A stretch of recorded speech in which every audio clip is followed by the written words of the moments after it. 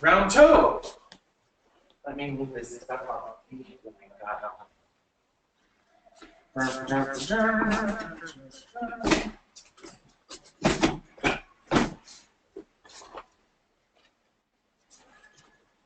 My secret is noodles. It works.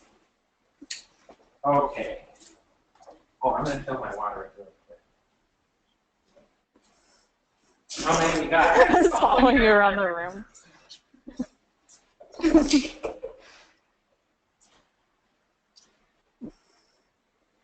We have fewer people for part 2. They went to bed. Some people very late. They get their recording. I know. But they miss all the fun. How many? Well, that's pretty good. Scroll through the names. Is that girl from Baltimore in yet? Yes.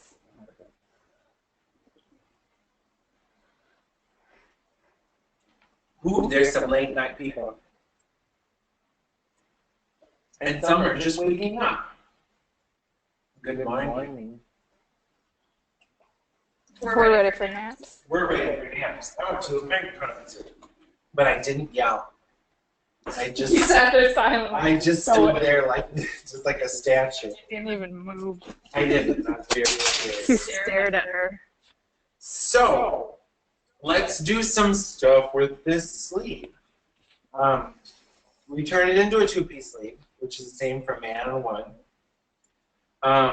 There's great information on page 138 to make a built-in elbow instead of making a 2-piece sleeve, but I will let you look at that on your own. And let me cut out a small sleeve to just kind of mess with and show you some different sleeve things. So here's my wrist. Here's my underarm. Here's my calf. I'll make my front a little shallower because the fronts are always a little shallower. Okay, so that's the basic shape of a sleeve, right? So if you wanted to make the wrist narrower or wider, you can slice it along the balance points. Is it recording? Is it recording? Yeah. You can slice along the balance point. So I'm going to put in my front, my back, my shoulder, my back and front notches. Then my balance points, divide the wrist into quarters. And we're going to run the balance points, just like we did earlier, up to the calf. And that's a good, easy spot to add and subtract points. So you can just slice along those 2 lines. And this is what it's showing you on page 139. So if you want a sleeve that's fitted at the shoulder, but you want a real full romantic cuff with tons gathered in the cuff, you just continue to spread this open from the balance point. So the more you spread this open, just connect your lines, the fuller the cuff of your sleeve is. You can also continue on that. You can split it up the middle if you want. You can even split it in between those points. So the more you fan out either the bottom or the top, the more shape you can make in the sleeve. So let's say, for instance, I want this kind of a sleeve. I'll hold this up too. It is fitted. Actually, I should do it like this. You want a sleeve that's fitted at the shoulder, right? And then comes down, and then it's just loaded with gathers. And goes into a cuff. This kind of a sleeve. So for a sleeve like this being the shoulder and this being the cuff, that's where you continue to fan from the bottom out. You just open and open, open. Then reversely, if you want the opposite, if you want a pretty tight cuff that goes into a huge balloon of a sleeve, my drawings aren't very good. So the opposite, then if you want the cuff to be fitted and have a really full cap, you just do the opposite. You would leave the cuff together, leave your cuff fitted, and continue to fan and fan and fan and fan, like so. Yes? Some of you are having some connection issues, and when you get to recording, it's not going to have these issues. But yeah. I can see on my end. Yeah, usually when somebody's is fuzzy or the sound cuts out, we found out from the past webinars that it's the service on your end. Because we have a giant monitor and we can see what it is in real time. Yeah. Okay. Next, a word from our sponsor. Okay, so fullness, right? Fan out the top, fan out the bottom, or you can fan out the whole thing. You can even get really fine-tuning by, if you want a little fullness at the bottom, open up the bottom a little bit, and fan out the top more. So now let's talk about how you get height in the sleeve. So another thing, how do you get... What would the bottom sleeve shape of the full sleeve look like? What would the bottom... If you want a whole sleeve that's just full at the top and the bottom, you take your original sleeve. Here's our original sleeve, right? Throw it in the fingers. Then the more you fan this out, so right now we have fullness at the hem. The line, like what it would look like, is specified. The line, like what it looks like sewn up. So just so everybody knows, when I do stuff, when I'm showing you stuff like this, you're gonna fill it in with paper. You know what I mean? Then you would trace this to a new piece of paper to make a new sleeve. And actually, if you look at page 140, they're showing you the beginning of this slash and spread discussion that we're about to have. So if you look at the diagram at the left of page 140, where it's showing you fanning this out, that's to make a fitted cap with a full bottom. Then you just fill in the rest of this with paper. And also, remember just a little, right before the break I showed you, if you raise the front of your sleeve up and drop the back, you have a nicer line. That's also illustrated really well at that picture on page 140. So by raising the front and dropping the back, that's where you can poof out of the back of the sleeve. So you can just continue to slash and spread. Now let's talk about a Victorian sleeve.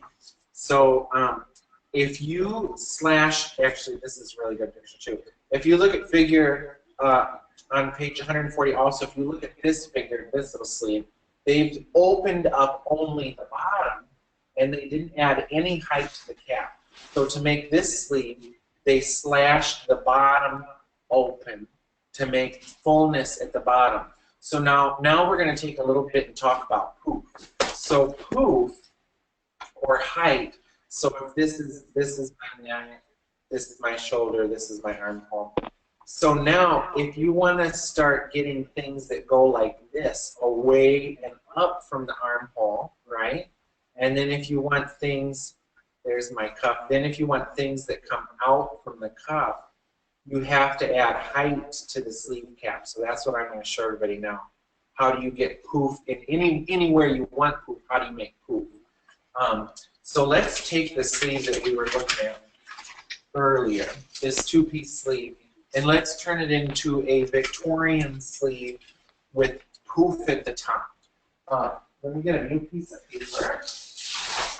I have a couple questions Yeah. about how you would make the line, correct your wavy line on the top of the poof to make it one.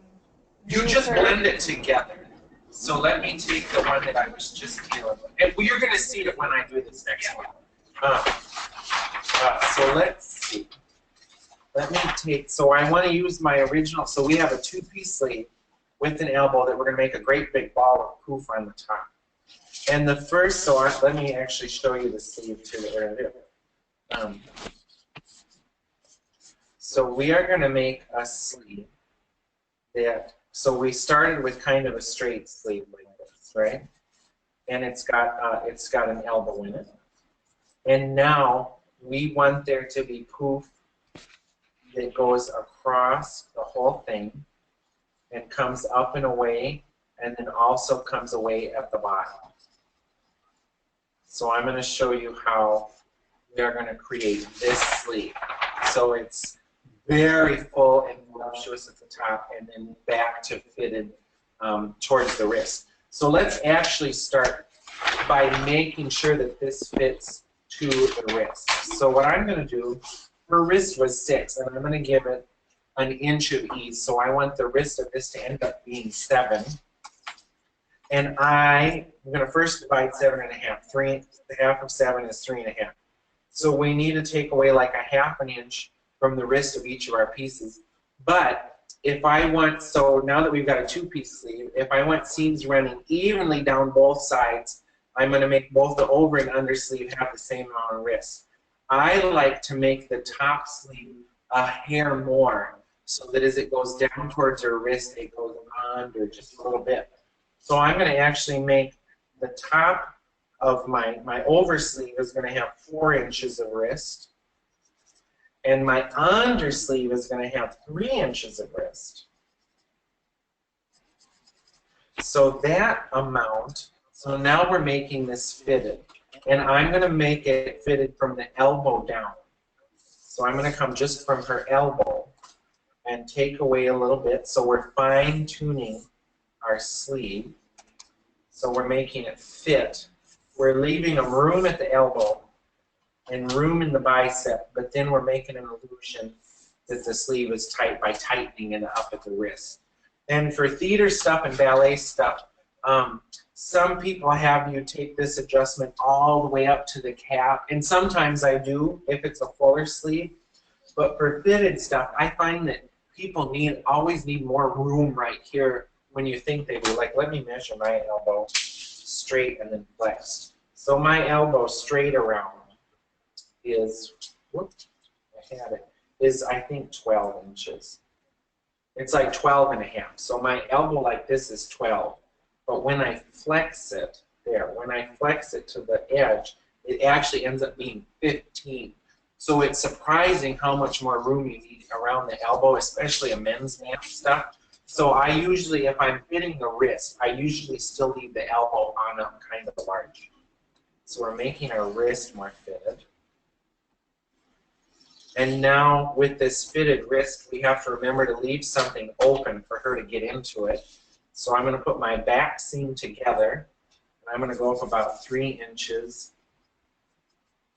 and I'm going to make somewhere for the seam to not be closed. Now, we're going to mark. Oh, I lost my piece of paper. The next thing we're going to do is mark where we want the poof to be actually on the sleeve. So we need to know where it's going to end up. So let me take my beautiful rendering here, and I'm going to look at my sleeve, and I can see that it's above her elbow. There's her elbow. So I'm going to go above the elbow, and just like we did when we were kind of drafting our bodice, I'm going to just roughly pencil where I think it's going to go. I think kind of in here, somewhere in this area is going to be where we're going to make poof. But we don't want it to just cut straight across because that's boring. So what I'm going to do is I'm going to make the poof a little bit lower in the back. Then I'm going to put my front together, handy that we've got notches. And I'm going to make my poof a little bit higher in the front. So now I'm going to take my ruler and I'm going to blend these curves together. So this is where our poof is going to come from. Poof. It really dips down in the back. Curves always look better. Doesn't matter what you do. Okay. So now I've established on my 2-piece fitted sleeve where the bottom edge of this bottom edge of puff is. Okay. Now I want to give myself, because now we're going to trace this off and actually make poof. I want to give myself some references though. So I want to know where the underarm is, and I don't want a whole bunch of poof underneath, but I want a tiny little bit. So I'm going to also give myself a couple notches in the underarm. Okay. Then I'm going to give myself a couple notches on the overarm, on the oversleeve. And now just this top part is what we're interested in for creating a poof. So I'm going to take a tracing wheel and trace off just this topmost portion of my undersleeve and my oversleeve. So there's my undersleeve. We use a lot of paper and pattern. And I want to know where these notches are. Okay. And then here's my oversleeve. And this one, before we're all done, I'll trace it off onto a new piece of paper so you can completely see what we did.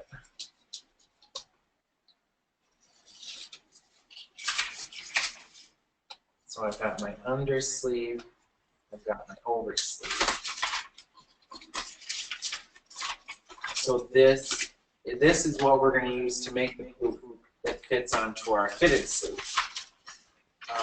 So the next thing, so we have seams right now that run at the front and back of our sleeve. You'll see a lot of bad sleeves where people put the opening underneath the arm. It should be at the back along where the balance point is. So we have this two-piece sleeve, but in our poof, I'm going to put this seam back to the underarm. So remember how we combined our underarm earlier? And I'm going to open my underarm up. This is my two notches. That's my underarm, the front notch. I'm going to put it back like this. So now I'm back to having an underarm seam. I'm going to tape that together kind of first. So I'm back to having an underarm seam in my poof. Now, to start to make poof, there's a couple different ways you can do it. I'm going to show you the way I like it. You can slash and spread. You can slash and spread this, then add your height. And kind of the rule is, if you want 3 inches of sleeve, so if you want kind of 3 inches of sleeve to rise up from the shoulder, you have to remember that you need volume going, you need distance going up and back down. So if you want to add 3 inches of poof going up, you actually have to add about 6 inches of height so that the sleeve can go up away from the shoulder and back. So the two ways are you can slash and spread it, open it up, then add your height. What I like to do is add my height now before I slash and spread it. So let me show you that. It'll look better once I take it apart because it's brown on brown. So I've got my sleeve, my cap, my notches to match up. And let's say I want a whole bunch of poof at the top of the sleeve, a whole bunch of leaving 2 inches of poof. So I'm actually going to add 4 inches of height from my original sleeve. I'm going to go up 4 inches. And I don't want a bunch of poof in the armpit. I want it to start to fit in our armpit again. So I'm going to just curve this out and back down right to my armpit. So the piece we traced off and cut off is just giving us a guide because we want to make sure that it fits the sleeve that we've already started with. So this is going to help me make my poof. And this is my back side. I know that I always like to have a little bit more at the back. So I'm going to make sure that I have a little bit more at the back. Then, so that's going to help us make the poof away from the shoulder. Now if we want some poof out here on the overarm, we've got to add that in too. Just adding poof up here won't make a poof happen at the bottom. It won't make a poof happen. I hope the neighbors are listening. The neighbors are here. So now to add it at the bottom, again, I don't want a whole lot of poof under her arm, but a little bit. So on each side of my underarm, I'm going to come down about 1 inch. But then this middle part is the oversleeve. That's where I want the most poof. I'm actually going to come down about 2.5, 3 inches and kind of follow the curve that we've established earlier. Okay, so that's going to make poof. Then I want to put the notches back in that we had going on. And I know my balance point is right there and right there. So now we've added height at the top and the bottom of the sleeve. So now I'm going to cut this out.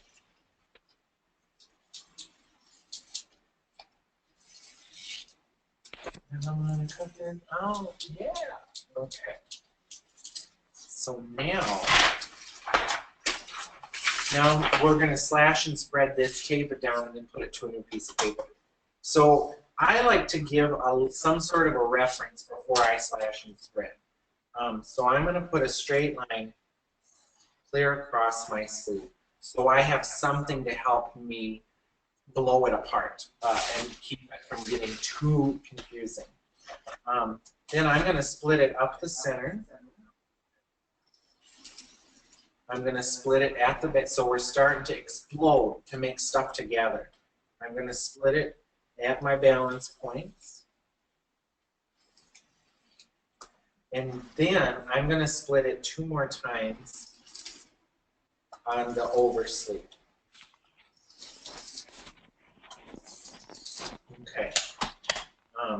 So we've got all these slashes. So now this part at the front and back, that's in her armpit. So I don't want to spread this apart. I don't want to add anything to there because nobody wants gathers under their arm. But I do want some gathers at the bottom of the sleeve under the arm. So instead of slashing the underarm completely open, I'm going to just open the bottom edge. So the top edge will fit into the arm and the bottom will have fullness. Then you can go as wild as you want. So I'm going to start from the front. And I'm going to say that I want more poof at the cap and less poof at the bottom. So that means I'm going to add more space at the top than at the bottom. And I'll retrace it. So all I'm doing, see how I'm fanning it open? I'm adding more volume in the cap of the sleeve. So, and then see this line that I drew earlier? I'm kind of keeping my eye on it to see that I've made a nice connection, you know, one single line instead of something that looks like that, you know? So I spread the top out more and spread the bottom out some. So I'm going to have more gathers in the top. Then, if I want a little more gathers at the back, all I'm going to do is spread the back out a smidge more. Okay? Then, you can make a tape bridge on this sucker, and then we'll retrace it. And I'll show you how to connect all the lines. So we're going to make a tape bridge there. Then we're going to flip it over. You can also, before you slash it apart, if you want, sometimes people put A, B, C, D, E, F, G, just so they don't get lost with what goes where. Tape bridge, and some more paper.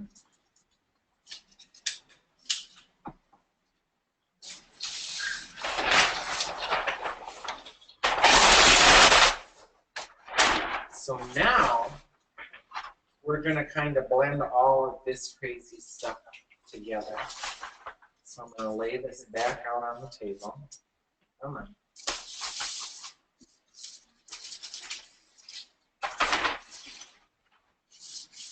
So now you can sketch this on or use a ruler if you want, but I like to just kind of freehand it as I go. So I'm got my underarm. Now, what you'll see is all these, since we slashed and spread this open, right, we're ending up with these discrepancies. You know, we're not going to connect this straight to there.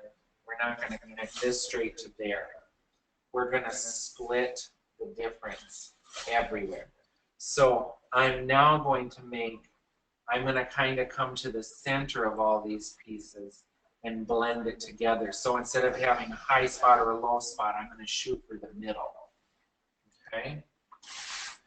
So I'm going to now, all those peaks that are kind of uneven, I'm going to just shoot for the middle of all of them and even them out. Same on the bottom. The bottom isn't as dramatic because we didn't cut up such a big curve, you know. Whoops.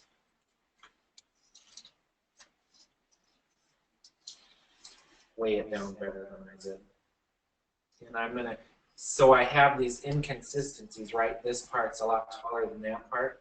All you're doing is shooting for the middle of each of the inconsistencies and blending it together. So we've split the difference.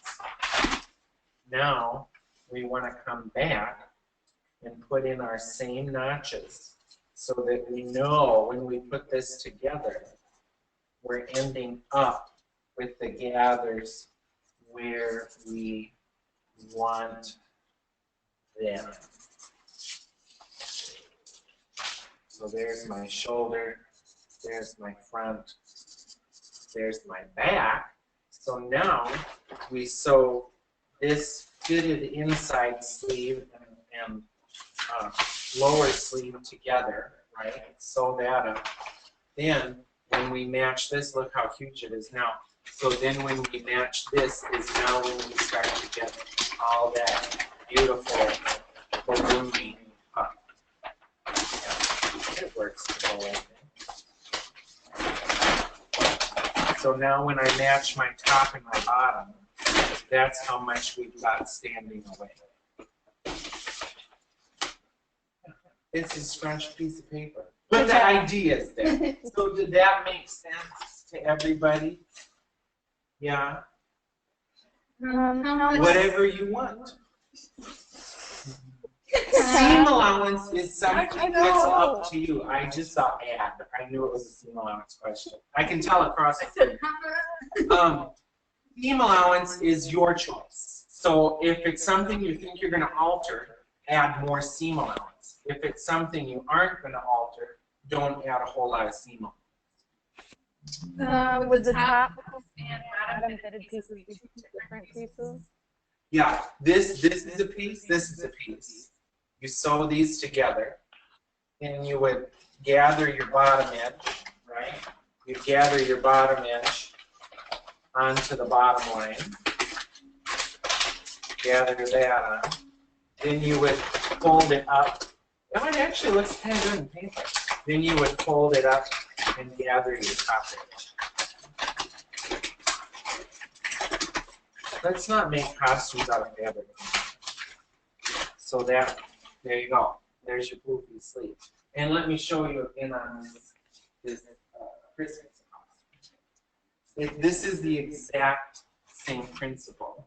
So when this is on an arm, get my arm into there. This bottom piece is separate. So see, there's a join, there's a seam right here.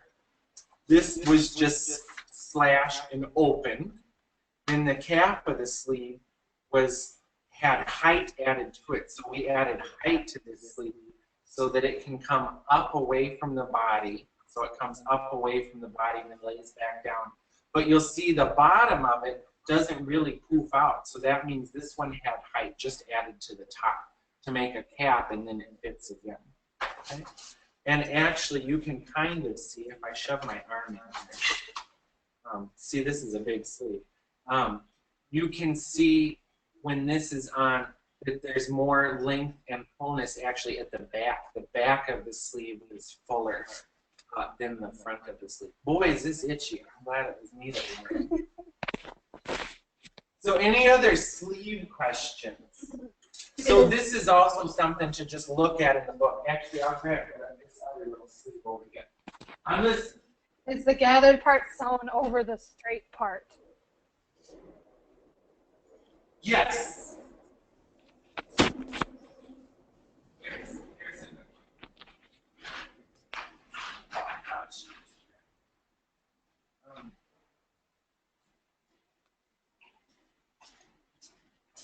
Right? So then there's like the difference between patterning and sewing too. There's all sorts of fun stuff. So here's another great sleeve. This is the same thing going on. So Rachel made this one too.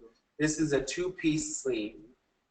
So you can see there's a seam at the front and there's a seam at the back. But then she added a ton of height to her cap.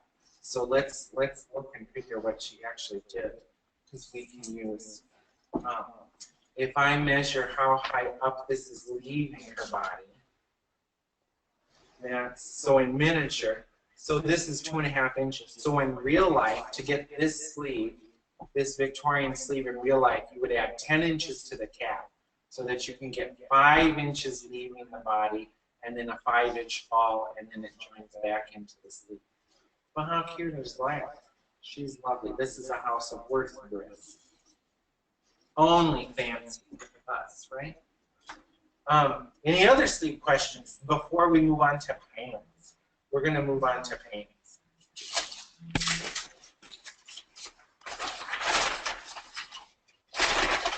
More paper. Good thing we recycle.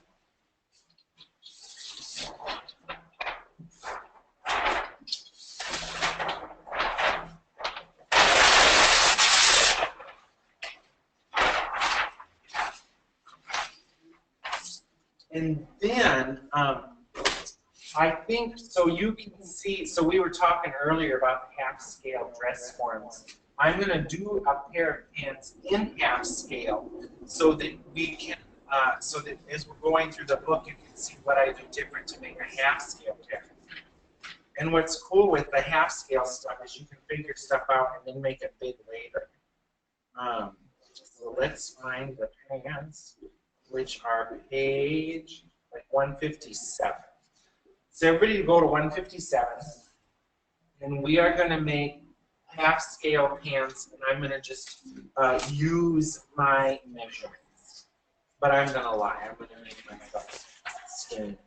So the measurements we need to make pants is the waist. We need, I'll go shut that door. We need the hip. Do you want to shut it? Someone's asking if you can jump inside under that sleeve. No, I can't because it's too small. So we need the waist, the hip, and the rise. And then we also need what's called the crotch depth. So the crotch depth is the distance from your waist to when somebody is looking at you and they can see through the bottom of your legs. So if this is if that's my waist, and there's my legs. This height right here, from the waist to the crotch, is the crotch depth. And the easiest way to take it is to have somebody sit on a table and you measure from their waist down to the surface of the table, like at the side or at the back. And that gives you the best crotch depth. So for our imaginary man, I'm imagining is me, we're going to say the waist is 32. We are going to say the full hip, the fullest hip is going to be 40, that sounds better. And the rise is going to be 10 inches. So 10 inches from his waist to the under part of the crotch. Or if they sit on a table, measure from the waist to the table. And if you just look at the measurement section in the book and look at rise, it describes it very, very well. Now, the sleeve block and the body block that we did, they both started with actual rectangles that we worked inside of. The pants, we're just going to start with a straight line and then work out from the straight line. And I'm going to do it in half scale because it fits on my table, and I would encourage everybody to work on stuff in half scale just for practice and repetition. Like repetition is the best thing. So we're going to divide everything in half now. So my waist is now going to be 16 inches. Oh, goals. My hip is going to be 20, right? I want to get back to my birth weight. And my rise is going to be 5.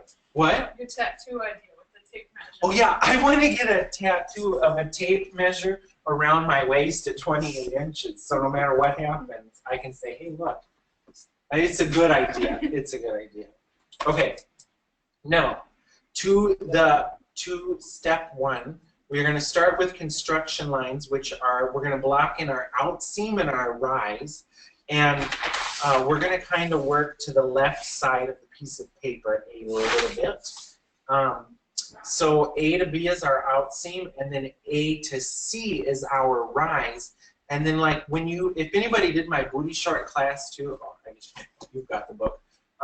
in the booty short directions, you'll see that there's lines that extend beyond, that they don't give a real specific reason for.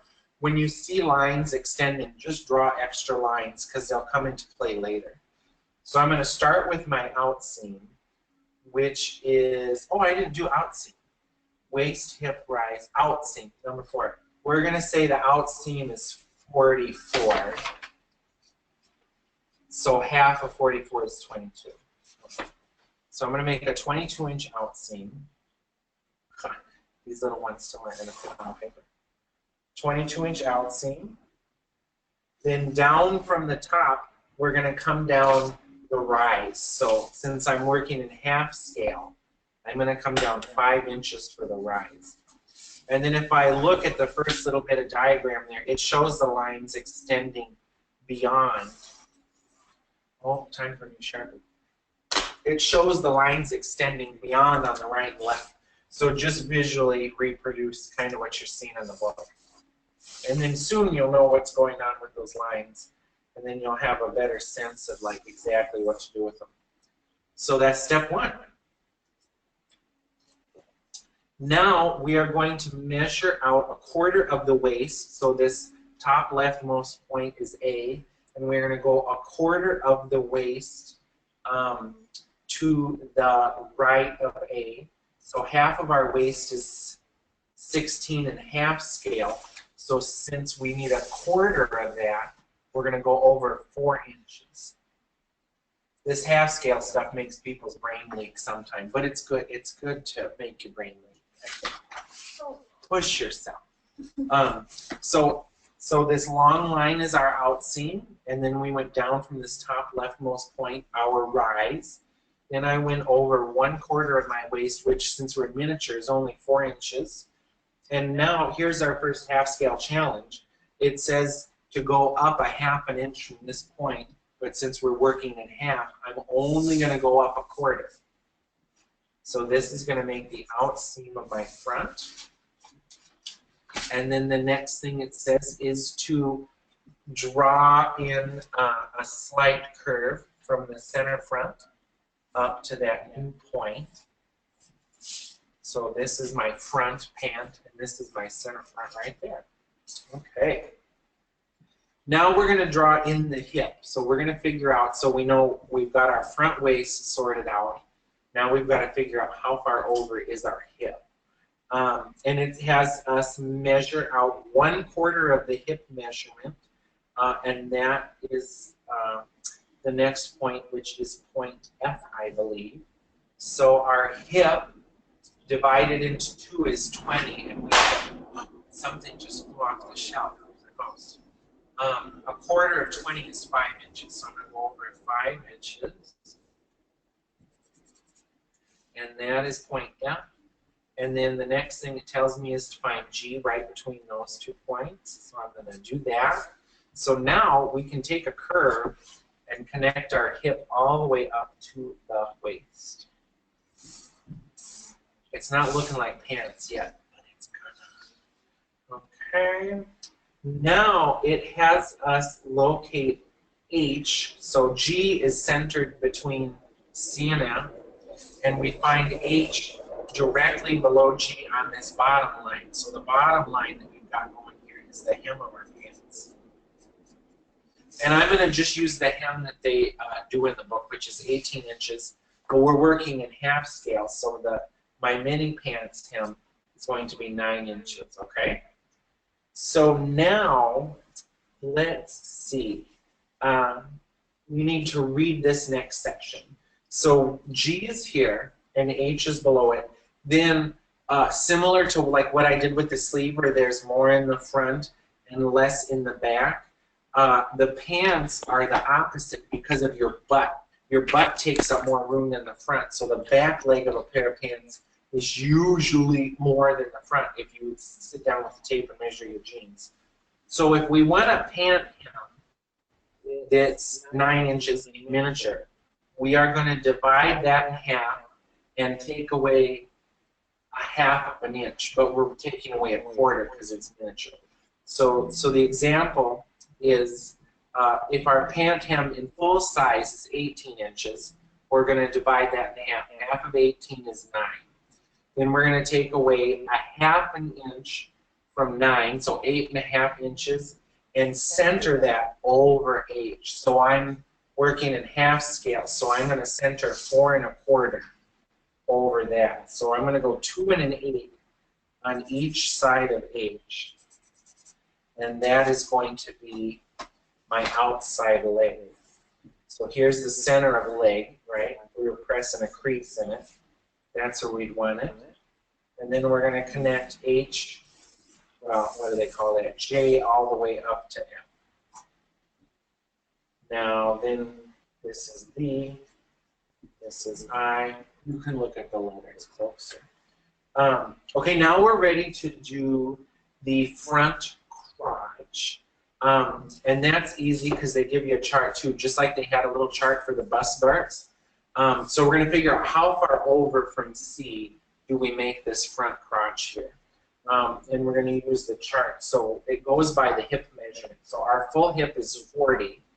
So if it is over 37 inches, we're going to go 2 inches to the left of C. And since I'm working in miniature, I'm only going to go over an inch. And then it tells me to put a curve in this height. Then I'm going to put my crotch curve up to my center, just like that. Now we are also going to find point L, which is halfway between C and B. So I'm going to measure C and B. And it's 8.5. So I can connect L down to I with this straight line. And then I'm going to use a curve to connect it up to my front crotch. So this is making a pretty fitted pair of pants. And then we'll show you how to make like Renaissance pants out of this, like pumpkin breeches. So now we are ready to do, anybody have a question about the front? This is straight from the book. We just did it in half size. So we've got our waist, our outer hip, our front crotch, and our hem. And the hem of our, the hem from inseam to outseam in the front is less than in the back on purpose. Okay. Let's do the pant path, which is on, starts on page 159. Now, we raised this part of the waist, so we're right at the waist in the center front, and then our line scoops up a little bit. We did that so that we end up eventually with more fabric to go over there, over your butt vertically. So now the back pant line, it's the same thing. We start with the outseam. Put our outseam on there. So this is step 5 on the bottom of page 159. Our rise is in the same place. So we can continue our rise line over. Then the top of the back block needs to now start at this point. Remember, we raised the outseam of the front up a little bit. So that's, in real life, a ½ inch. We raised it up 1/4. So that's how high your back block is going to be. So the back pant block is the rise plus a ½ inch, or since we're working in half scale, 1/4. Let me just make sure that's exactly what it says. Yeah, so the first steps, points 1 and 2 is the same as the outseam plus a ½ inch, and then 1 and 3 is the same as the rise plus this ½ inch, so that we can make the back start to become higher. Now, step 6 is the same thing. It has us go 1/4 of the waist measurement over to make the back, so we're going to start making the back crotch. But since this is a clash, we're going to gourmet it up a little bit, and I want to put an inch dart, 1 inch dart in the back of my pants because I've got a bubble one. I don't have a butt at all. So if I want an inch dart at the back of my pants, first we're working in half size, so I'm going to put a ½ inch dart in my miniature hand pattern. Then, if we think about what we know from when we made the bodice already, if you have a dart that's going to get closed and taken away, you have to add that back into your body block. So if a quarter of my waist is 5 inches, but I want a dart in the back, I've actually got to go over 5 1/2, or whatever amount of dart it is, so that we can add a dart in later and take it away. So we're going a little bit further than what the book says. So that is going to be, I believe, point 4 when we turn the page to page 160. Now we need to put in a few, it just assumes we know a whole bunch on the back. So now we put in point 4, a 1/4 inch over from 1, so A and 1 are essentially the same front to back. Now we're going to put in point 5, like we did F, a 1/4 of the hip measurement plus 1 inch, and that's where you get a little bit of ease in your pants. So a 1/4 of our hip is 5, but I am going to add, oh, my waist is supposed to be 4 1/2. I did my waist wrong. I'm going back. My waist was supposed to be, because I gave myself a 16-inch waist in miniature. I'm going over 4 1/2.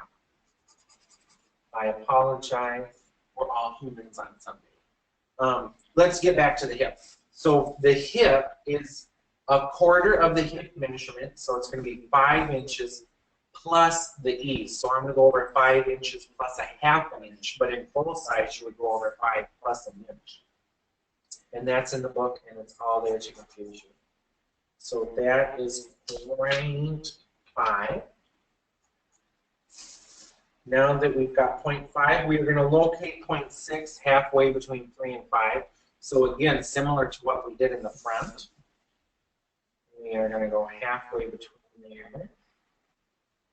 And then that line we are going to continue all the way down to the hem.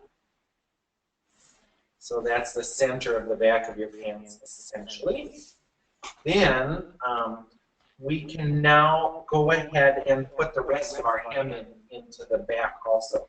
So our 9-inch miniature hem, we took away a 1/2 inch from the back, making it 4 inches.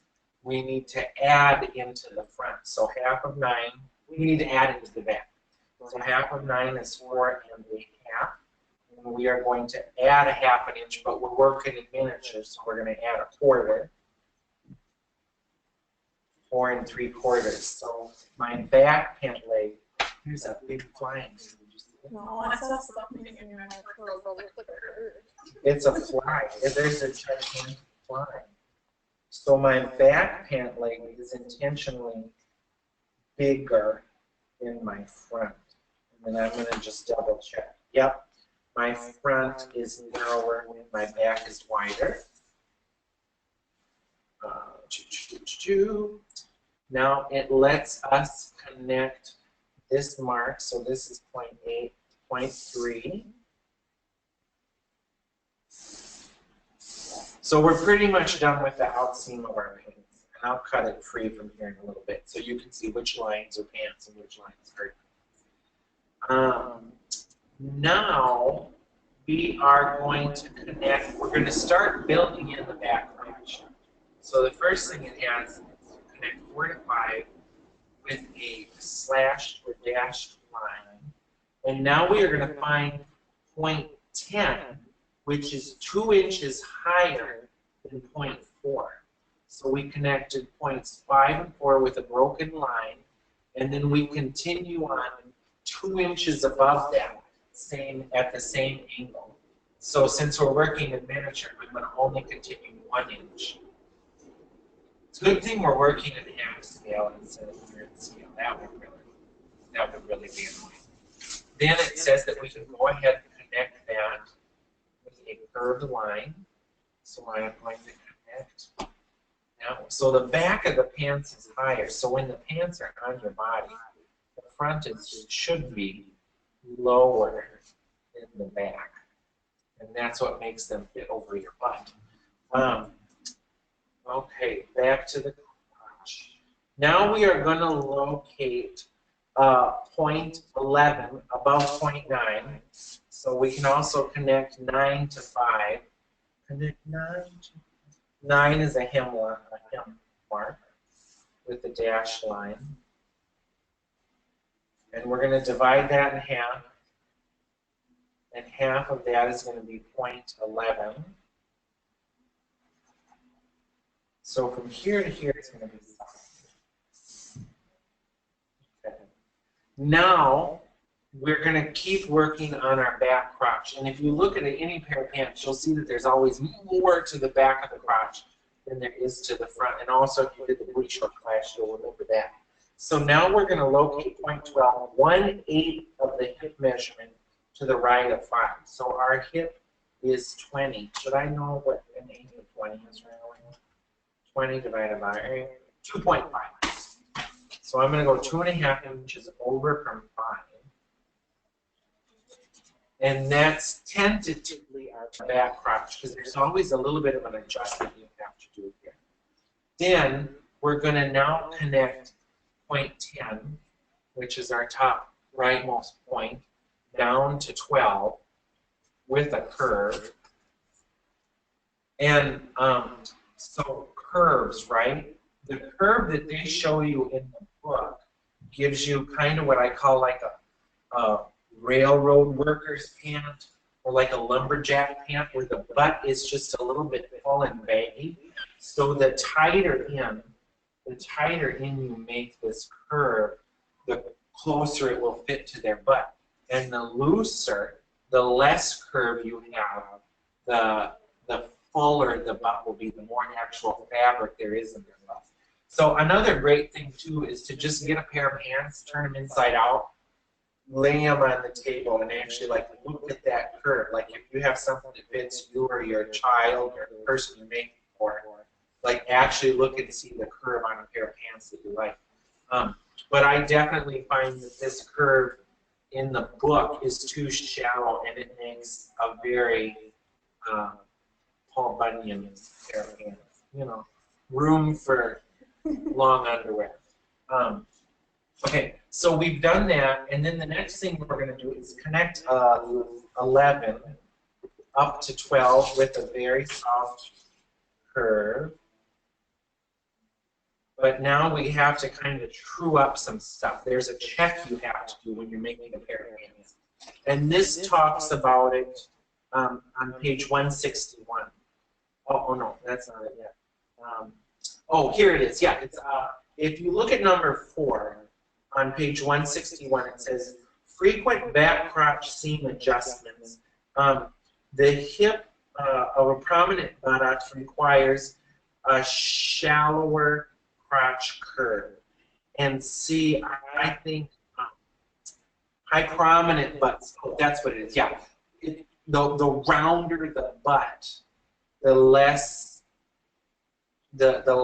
tight you want to make it underneath the butt so that there's room to go over their butt. So by making this curve shallower, it gives more fabric to reach up over the butt. But make some pants and mess with them. That's the best.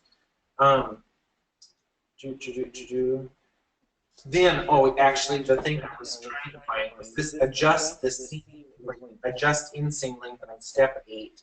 What it is when you put the back crotch in, depending on how big the difference is between their hip and their waist is, this line, as you can see, this back line is longer and more curved than this section of the front, right? So what we're going to do is we're going to actually measure from L up to the bottom of our crotch with a tape measure, and this is explained in step 8 on page 160. But you're going to read all of this front to back. I just know. So that's 8.5 inches. So I just measured 8.5 inches. It's halfway up my leg up to the crotch. So now I need to adjust or true up this back line to make sure I've got the same thing going on. So I'm going to go all the way up.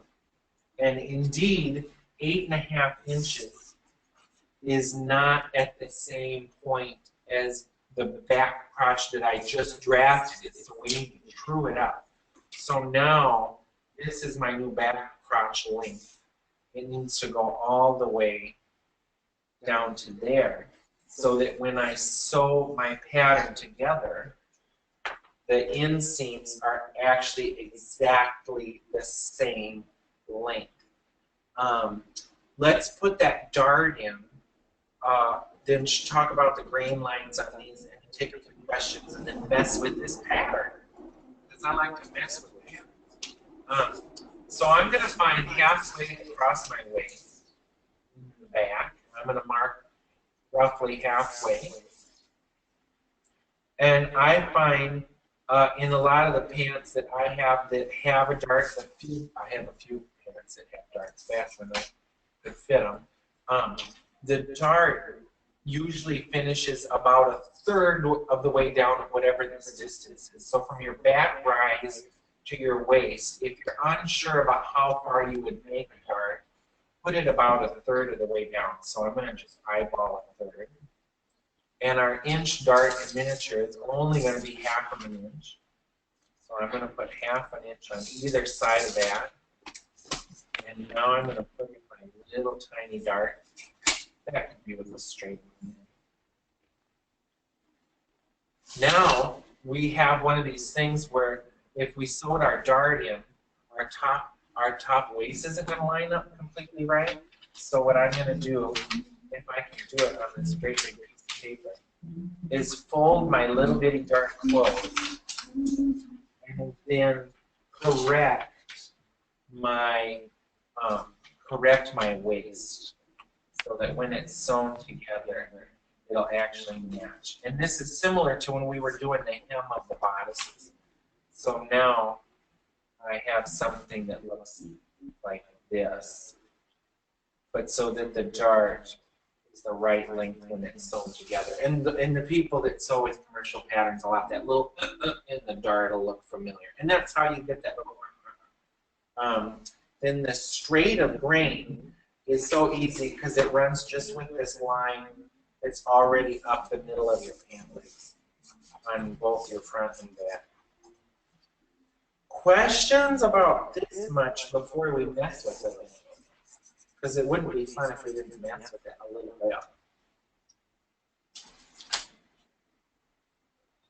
No questions? Everybody's asleep. But there are people in the okay, so I'm going to show you how I turned this into a pair of poofy breeches.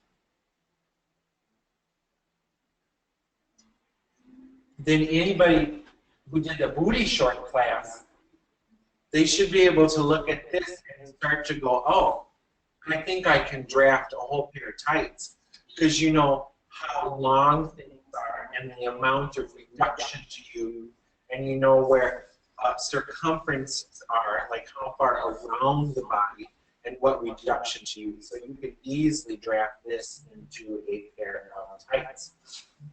Then the other thing that I like to do, we take loads of measurements when we're actually able to measure the people that we're working for, because then I like to go and say, okay, I know their thigh is this many inches. Then I like to go to my pattern and say, oh, actually, it's a little bit tight in the thigh, so maybe we should add a little bit here in the outseam, or add a little bit in the inseam, stuff like that. Yeah, let me cut this out.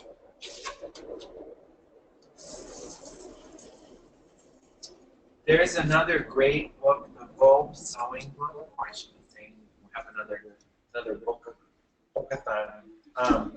The Vogue Sewing Book, I'm going to grab it in a second. It's been around forever, but it has very good illustrations and explanations for things like pockets, flies, zippers, and stuff. And the easiest way I found when I was learning patterning, like if I want to make a fancy pocket with a mother's pocket inside, like a little hidden pocket in the pocket, was to just read in the Vogue Sewing Book how you sew it, because in that book it also shows you pictures of all the pieces. So then you're actually able to pattern it just based on looking at pictures. So I'm going to actually show you guys that one. And then we're going to pattern a pocket, but not miniature. So I'm going to pattern a side pocket for a panther skirt. So you can just see all the different pieces. That book I actually thought I just saw. There it is. And let's see. That's good. That's good. Gotcha, Blanky. This book is great. There's a bunch of editions that are earlier than this one that have a horrible pumpkin-colored cover. Nothing has changed on the inside. The older editions are absolutely fine. What is the author of the book? No, let me look. I think if you just look up Vogue Sewing, it credits no one. It's just Vogue. Vogue is the author. It was done in partnership with Butterick and Vogue in 1970. Yeah, it's just the Vogue Sewing book. Craft Hobby Sewing by Vogue. It's by Vogue. Do you know if you call McCall's Pattern Company, it's the same person answers. All the women use one name. I think it's like, I can't think of the name, but everybody answers the phone with the same name, which I just think is hilarious. So what's cool, though, in this book, right, I need to make a shawl collar for a bathrobe. I don't know how to pattern it, but what's cool in the Vogue book is it's got all these great little hints and diagrams that help you figure out, like, what the pattern pieces are. You know, I want to make an armhole facing. Just look it up, and you can figure out what's required from you from the pattern. Just sort that out. You know, I want to make a shirt dress. Here's the yoke, here's the front, here's the back, here's the pleat. It's all in there. So, and there's Singer has some books out. I think all the patterning companies have books out. But like this book, it has the best explanation for putting in a man's pant line that I have ever seen or used. And when I seldom have to do it, I just run right through this book. Another great thing, it shows, you know, when you make a nice sleeve of a man's coat, you cut the lining longer and put a little bit of a pleat at the cuff so that as his wool gets longer over the years, there's a little bit of lining so that it doesn't make a bubble in the arm. And just by looking at how you sew that pleat in, it gives you an idea as to how to make the pattern for it. So this is just a great book. It shows how to make understitching, continuous bias, all sorts of stuff. It has explanations for why you use different kinds of needles with different kind of thread. It explains what true bias is and the flow of bias, like when you were talking about the bodice earlier, that you want the bias working the same way on your pattern. Like when we teach bodice making too, we usually have the people draw a head on their pattern or put a post-it that says the girl's head is that way. So no matter which way they angle their bias piece, it's always going towards her head instead of one towards her head and one towards her feet, because that's when you get those horrible waves. Let's make some modifications. So I'm going to show you just the idea. And this, so pants are like a sleeve, right? When we look at this. Here's a poofy pant. And actually somebody earlier asked if they could see the inside of that little sleeve. The little sleeve is too small, I can't turn it inside out. But what I can do is turn these pants inside out. Oh, but I won't be able to see much. But what you will see is that there's a control pant. So there's a pant, there's a whole leg inside here that's short, so that our poof can't drop down. You know, if you pattern poof and you don't have anything to hold it up, it won't stay up. And the other thing that's hidden inside these pants and a lot of the sleeves, if we do false sleeves, we put on the control on the, or in some old books they call it the harness. But it's just a piece of the pant or sleeve that controls the whole part. So on this part, we actually zigzag some ruffles so that between the lining and our poof, there's something to help hold the poof up over time. So the lining in here is short, and the poof in here is quite long.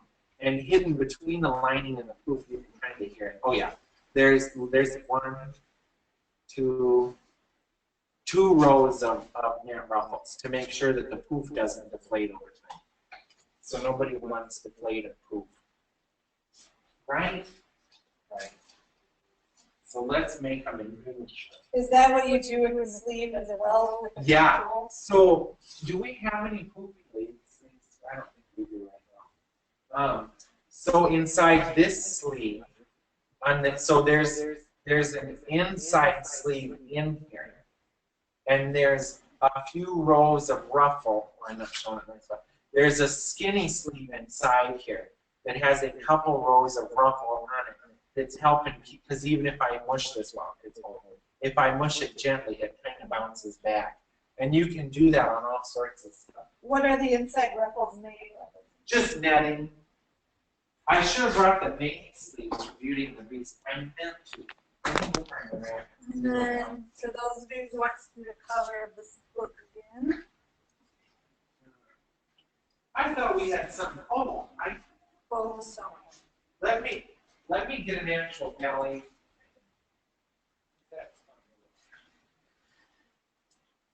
How about a tutu close up? Everybody loves tutu. So this doesn't have net in it, but this is white, and we have a horrible time doing white stuff to show. This is a cute Copalia tutu. So bodice, right? We know this. We just did this morning. We just moved seams. This is my McDonald's bodice. You didn't? Yeah.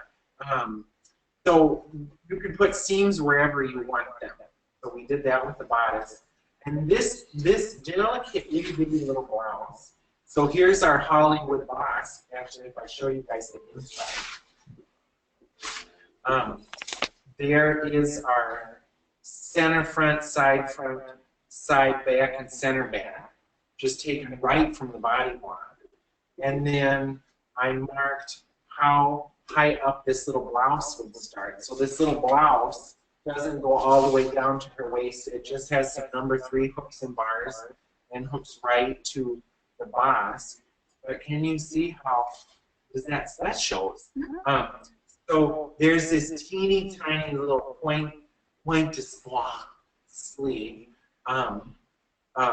sewn on here, but it has an inside sleeve that's short and fitted. So the inside sleeve is only, this is the cap, the inside sleeve is only about 3 inches long, and the outside sleeve of the cap is probably about 7 or 8 inches, and that's what makes that delicate little bit of poo, and it's still see-through.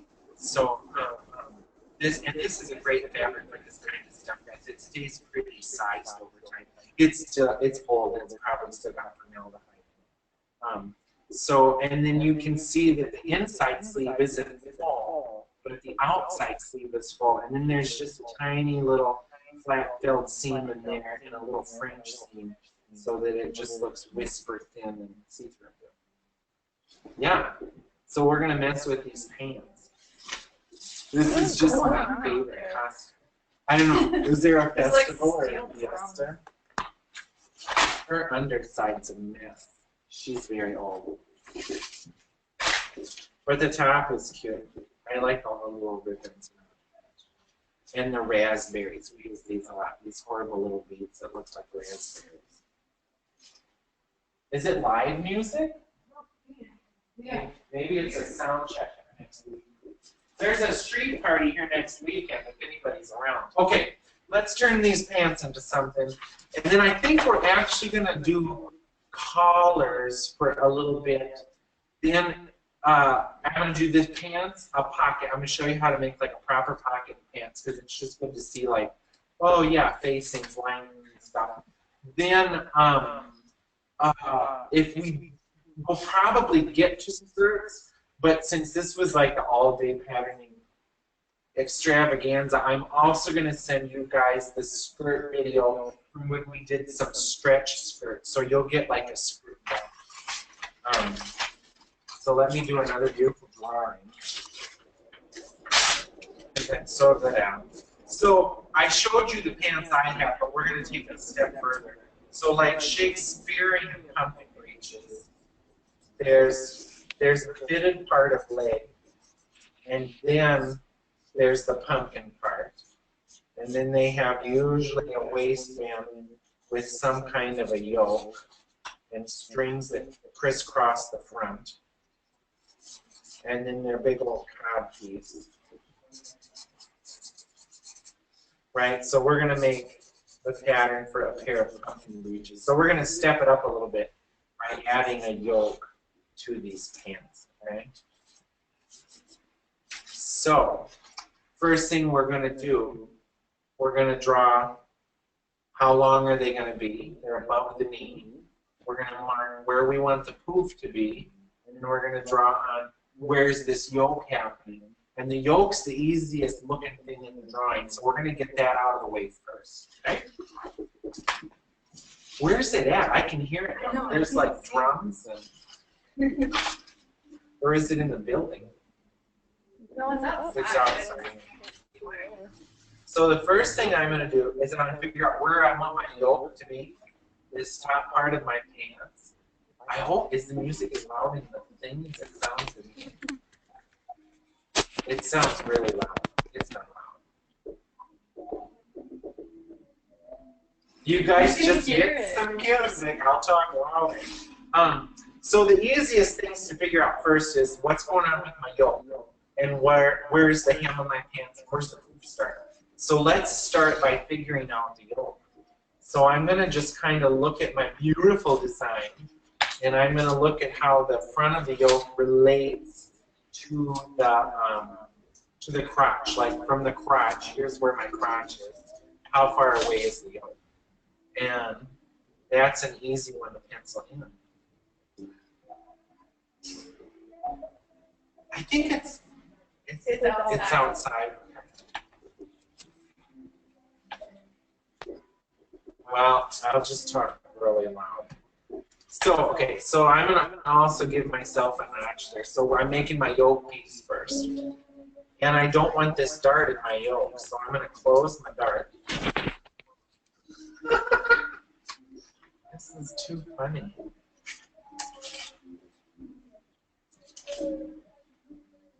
It sounds like something my dad would really like. And I'm going to put a couple notches in the back. Then, so I kind of have my yoke, which we're going to free from this blocking, and we're going to cut it apart. Then I'm going to say that this is just above the knee. And since I don't have this dude's knee, waist to knee measurement, I'm going to just fold it in half, and that is going to be where I'm saying my knee is. And then, we're sorry, we don't know what this music is. It's a Sunday, and we're so far away from stuff. Okay, so I'm going to make sure that my knee is actually going to match from the front to the back. It is. So this bottom part, we don't even care about anymore. Okay.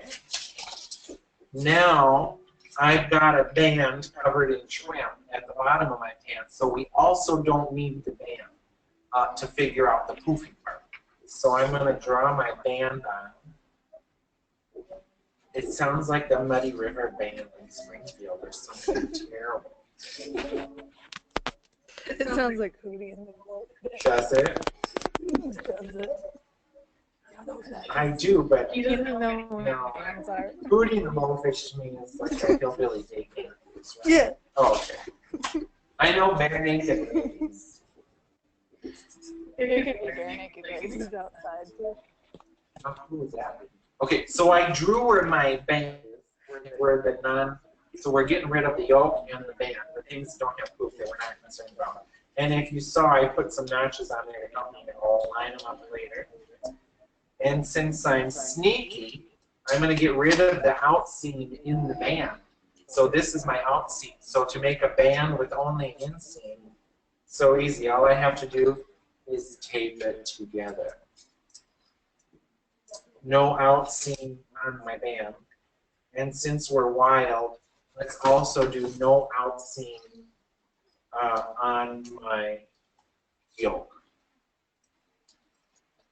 So I'm going to tape together my whole yoke. So remember, this was our dart in the back. Don't need it anymore. But by making this curve here, we still have dartness. I hope that makes sense. So we tape the dart closed, but we have the effect of the dart, which is giving more room over the butt. And that applies to all over the place, all sorts of stuff. Like when we draft a boss, in half, we draft half of the body, and we divide the difference between their waist and high hip into 5. We put 3/5 of the reduction in the back and only 2/5 in the front, so that there's more curve over the butt. So if you think about a boss, it's just rows of darts, right? Okay. So we now have our waistband. We have our cute little yoke here. We have our cuff, which we're going to set aside for just a minute. And now we have our control. This is our lining. So I'm going to also get rid of the outseam in my lining, since I've gotten rid of the outseam in my yoke and my cuff. And since I'm working kind of fast, there's a little bit and everything. I'm just going to shut off. So now we have a lining that has a dart at the outseam. So the lining will kind of follow. My lining is going to follow and fit the body pretty nicely. So we've got our lining there. Now, just like we did with the sleeve, I'm going to retrace this, and I'm going to add poof to the hem and to the waist, and I'm going to be strategic in where I add poof. I don't want to add a whole bunch right over his crotch because it'll look like he's got a droopy apparatus. And I don't want to add a whole bunch to the inseam underneath his leg. I'm going to add a little bit to the inseam so it looks continuous, but I don't want it to look depressed there. We want more poof at the side. So we're going to think about that when we do this. Should I put a brick of foam into the air conditioner? Should I throw a brick at him? Yeah. Everybody take an online poll. Throw a brick at him. And the more you just play with this stuff, the more you will really get into it. So I've got my lining, and we said we're not going to add a whole bunch in the inseam, but we're going to add a little. So I'm going to come down a little bit at my inseam, so that it sounds like a whole band.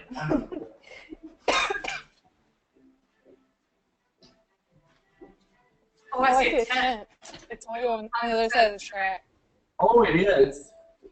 There's a mediocre festival of some sort. It just got louder. Okay, so we're not adding a whole bunch to the inseam. We're adding some. And I don't want to add anything above his front crotch. So I'm going to keep this little bit unchanged. I'm not going to change that. And he can have some poof over his butt. So I'm going to add some at the back. So by making the back of my outer one higher, that gets poof and a bubble. I like that little corgi commercial, that bubble, bubble, bubble, bubble.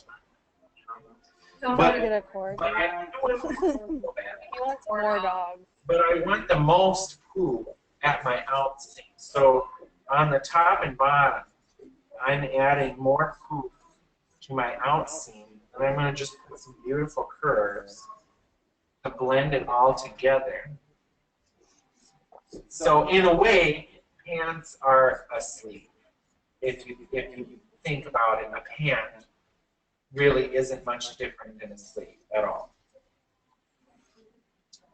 So then, because we're going to be nice to the person that's got to sew this together, we're going to put some sort of mark at the point that matches to the dart, because we've got that little dart seam in there. Then we're going to also put a point it matches to the housing with the bottom, so it's easy to sew all this together. So now, let's cut our poof out. Is it driving everybody nuts, or the complaints pouring in? No. Or they like having a little music?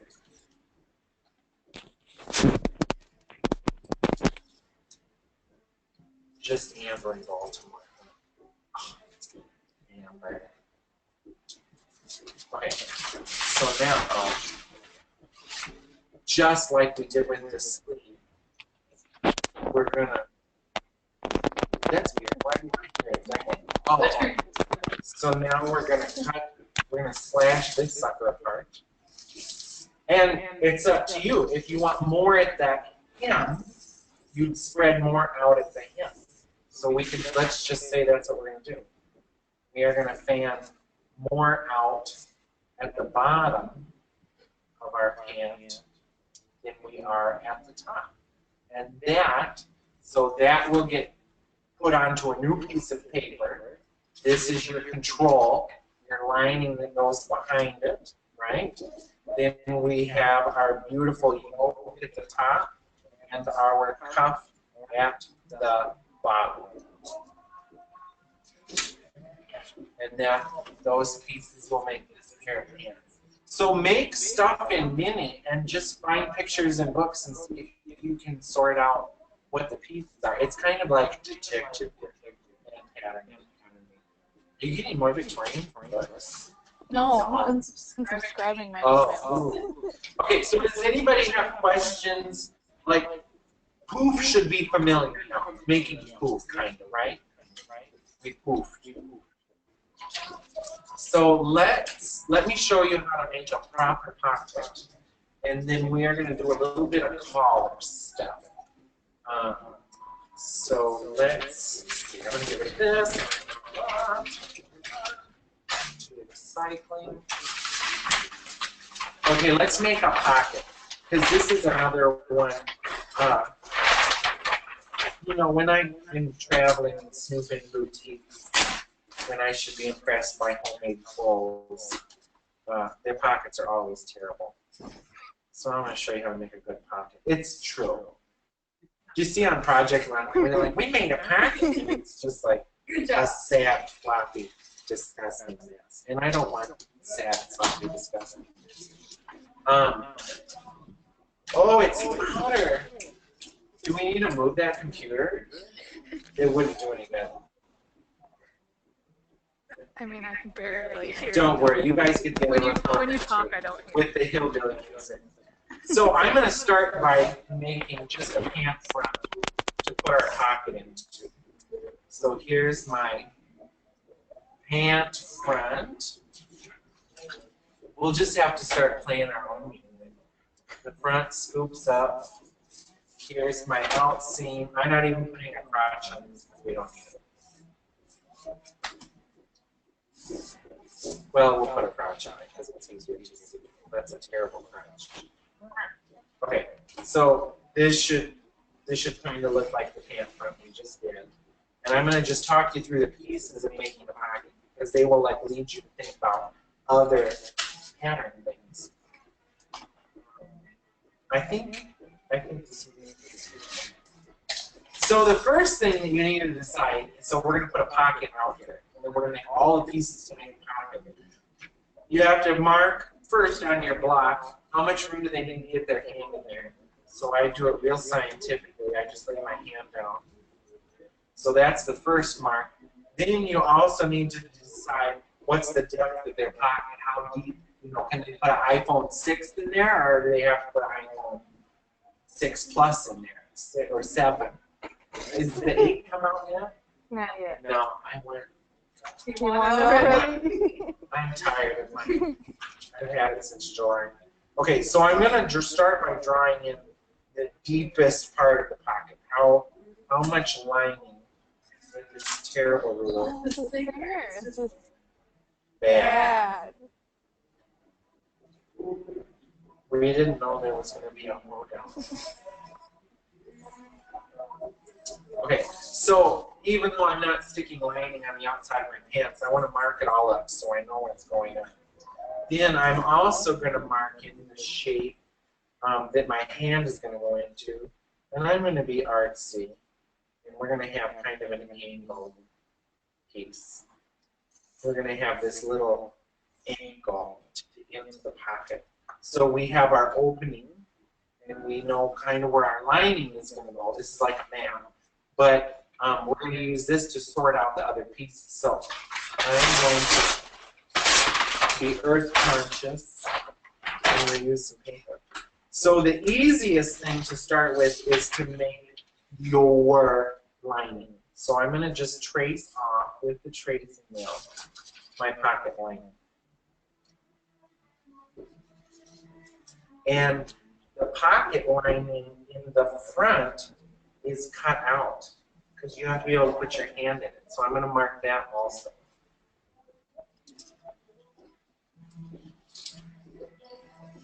Okay, so we have the first part of the pocket.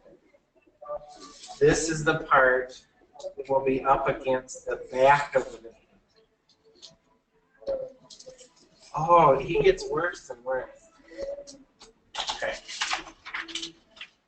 So far, we have the piece of pant lining that's up against the pant. We can't put anything in it yet because we're missing the back piece of lining. But you'll see that the front piece of lining, I cut minus the hole for the pocket because we need to be able to put our hand in it. So now I'm going to cut the back piece of lining, including the hole. So, because we don't want a hole in the back.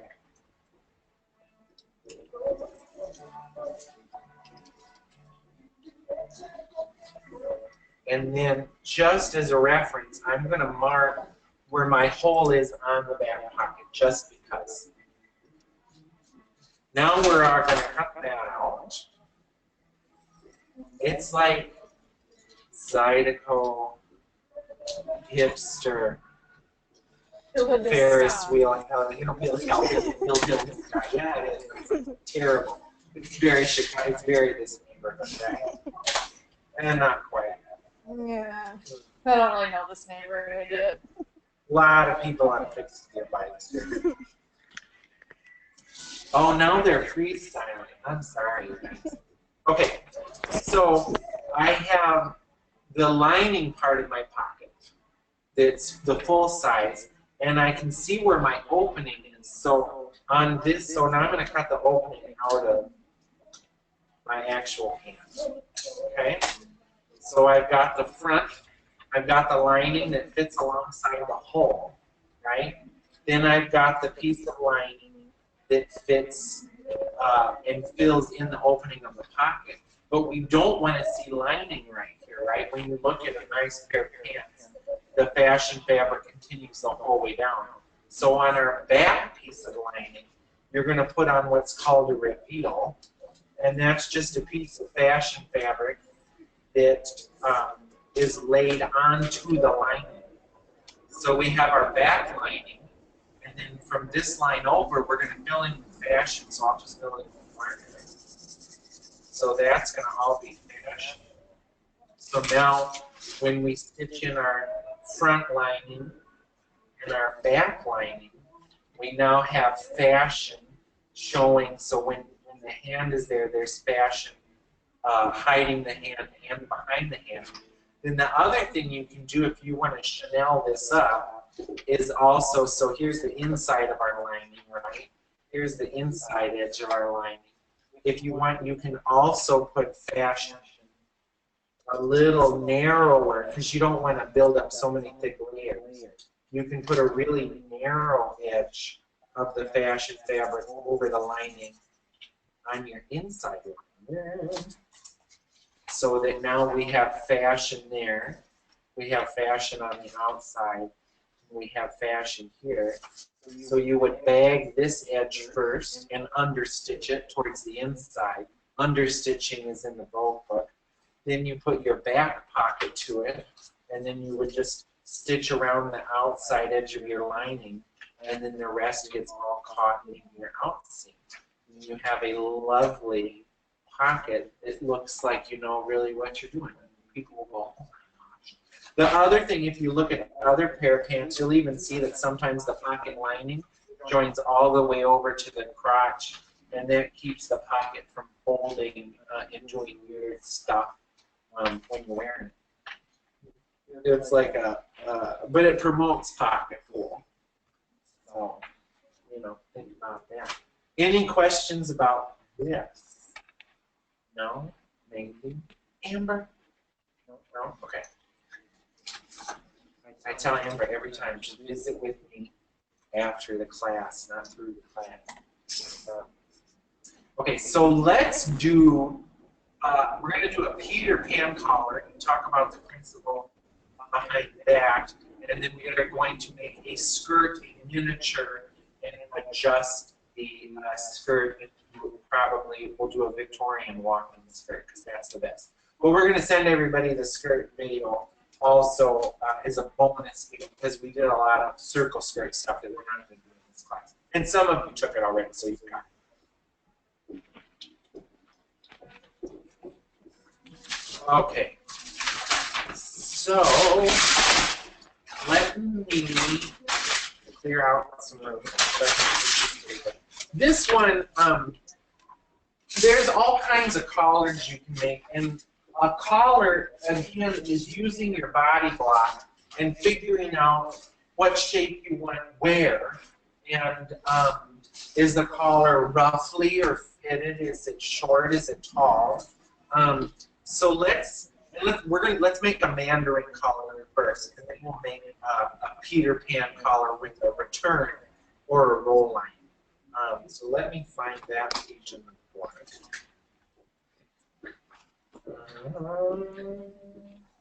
This is good info. On page 148, we're going to make just a really basic under collar. So when you look at a man's dress shirt, the collar, and I'm warm too, so I'll just take it.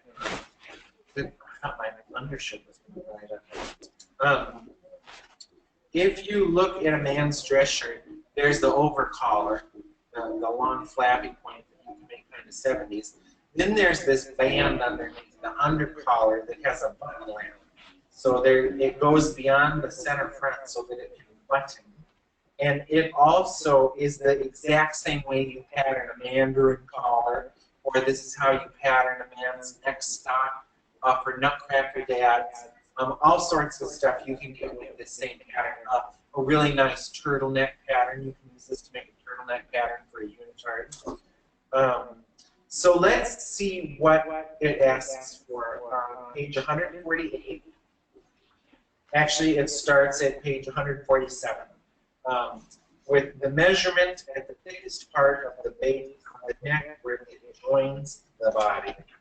So we are going to say that our neck, it's for a lady. We're going to make a Mandarin collar for a lady. We're going to say our neck is 14 inches. So we're going to make a 14-inch neck collar. And then it wants to know only two measurements to make a collar. The height of the collar. So we're going to make our collar an Edwardian party on, and it's going to be 2 inches tall. So we have a 14-inch and a 2-inch tall collar.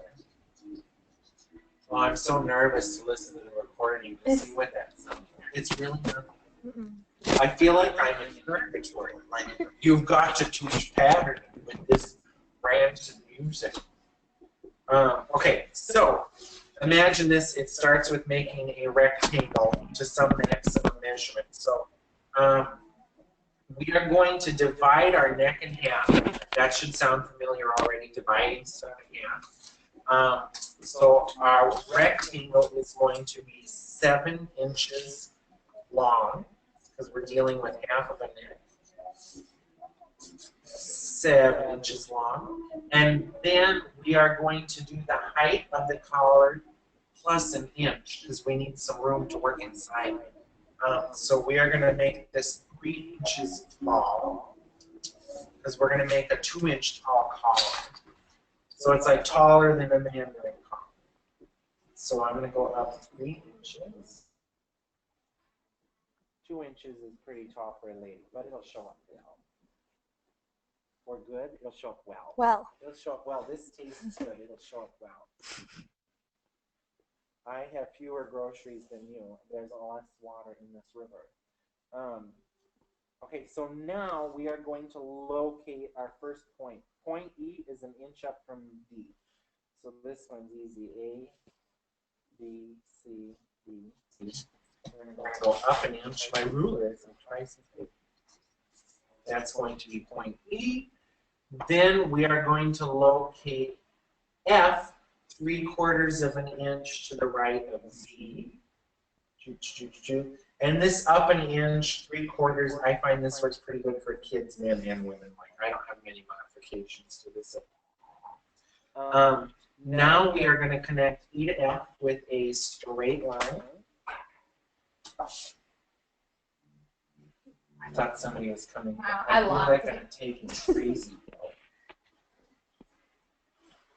And you'll see that even though the book doesn't say it outright, I am putting a little bit of a right angle right here in the collar.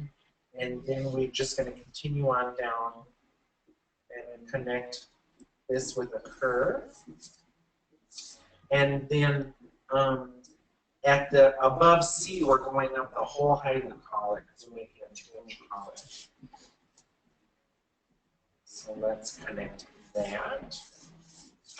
And there is a basic collar with the center back being on the left. Now, if we want this to overlap, we've got to add that in now if you want a button lamp. So you can just put in a button lamp. She has you add an inch, which I usually do 5/8 or 3/4 for a button. But it really depends on what your style is too.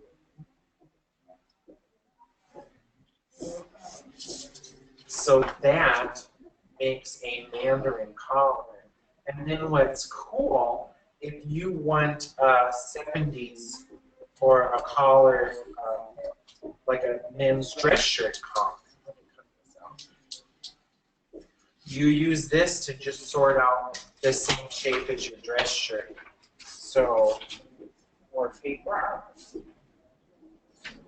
So if I want to make a collared shirt, or it doesn't matter if it's got a point in the front or a curve in the front. If I want to make a collared shirt, all I do is anchor this down. I'm going to just hold it down with tape. And then I draw in however much size and shape of collar I want. So I'm going to make like a child's collar. This is going to be a nutcracker child. And I want to stand, but I want a collar that's shaped kind of like this.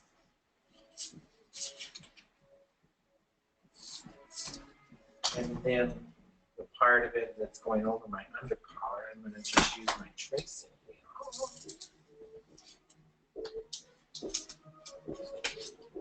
Oh, now they're doing some like disco acid.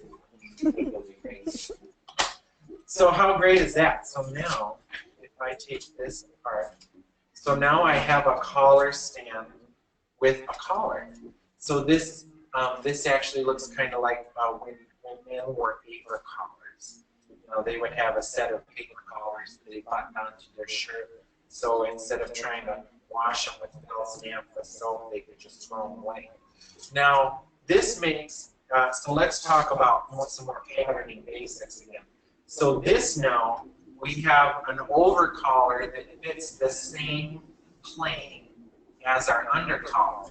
If you want the over collar to stand away from the neck a little bit, all you're going to do is slice it in a couple places and add just a little bit of room so that when it falls just a tiny bit over.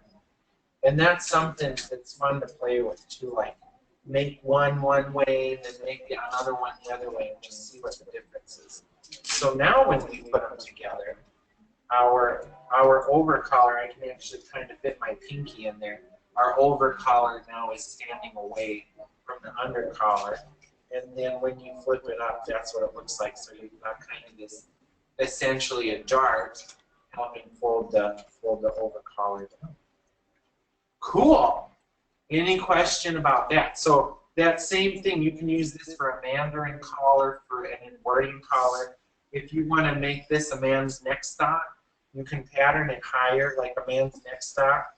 And the front of a neck stock is usually lower, and then it scoots up higher in the back. So you can do all sorts of gourmet adjustments to this. Or if you're patterning a party mom's dress with a high collar, make the back higher than the front just because it looks nice, right?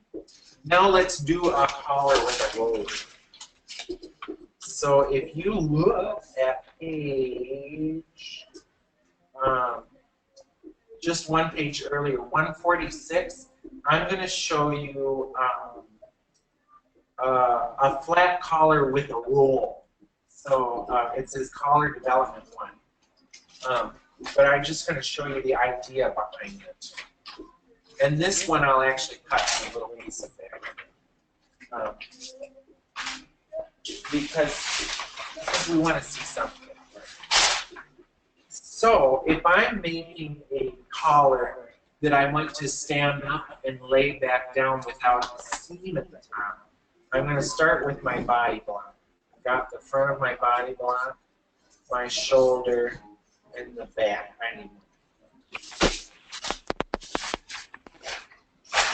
They're so good. So I'm going to just eyeball on the body, right?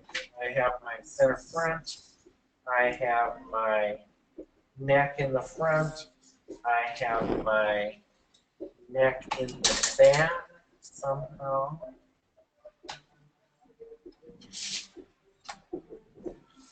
Why can't I make a back? There we go. I have my neck in the back.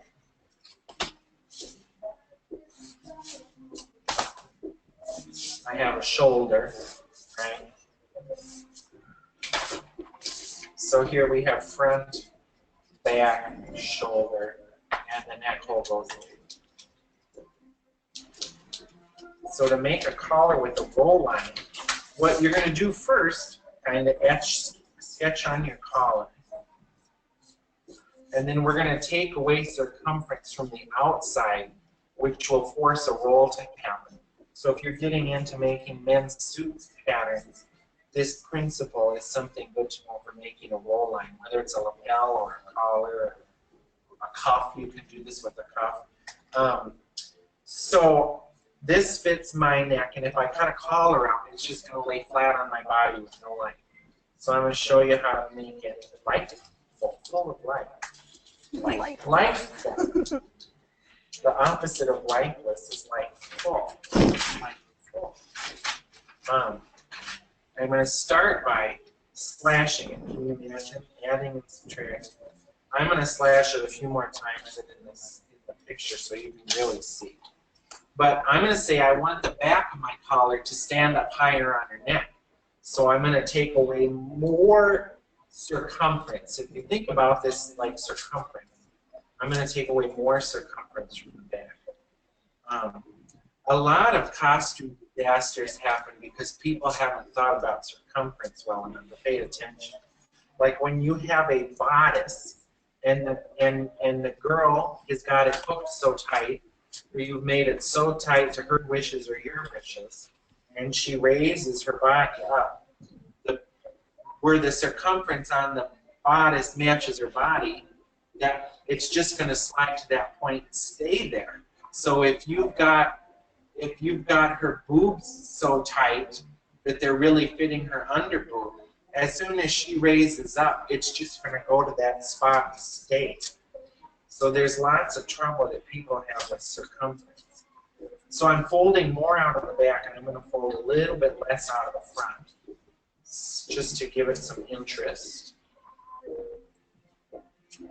Actually, I'm going to fold even more out of the back, just so we can really see this principle.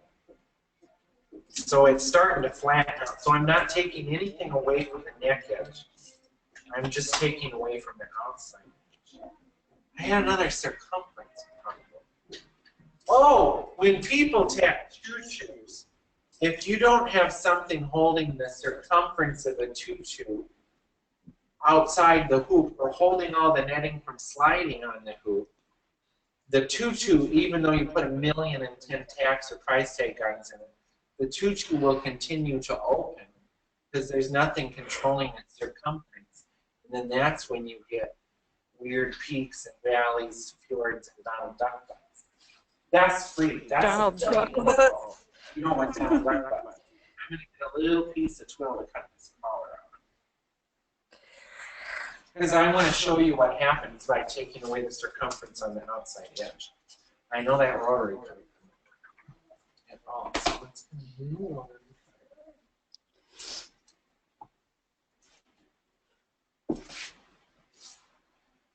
So I'm going to cut it with the back on the fold.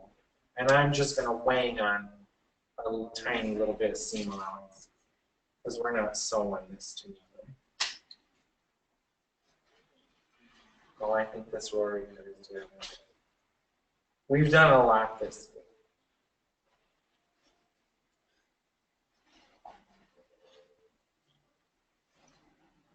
So now, by taking away the outside circumference, this has no choice but to rise up on its head. If you want a pointer right here for a second, and then we'll talk about roll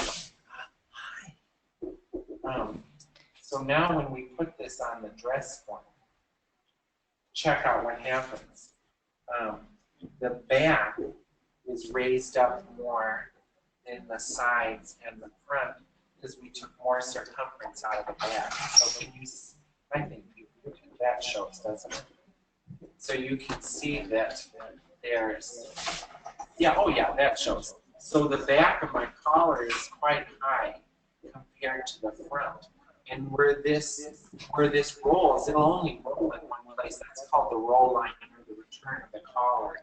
So when you're drafting something like this, if you want the back to stand up higher, cut more collar before you start. Because similar to the cap of our sleeve, we need room to go up and come back down. So the more circumference we take away from the edge, in fact, I can just kind of pitch it out. The more circumference we take away from the edge, the higher and higher we'll raise this collar.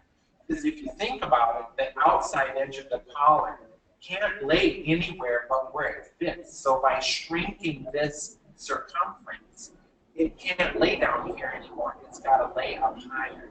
Whereas before, it would have just laid flat and dead against your body. So by taking away the outside edge of this, we have now made a beautiful, beautiful collar. So if we were going to work a collar into a man's suit, we can just, it's the same idea. And that's where, you know, I know draping just as good as flat patterning, but I always find situations where people don't have dress forms or I don't know, dress forms.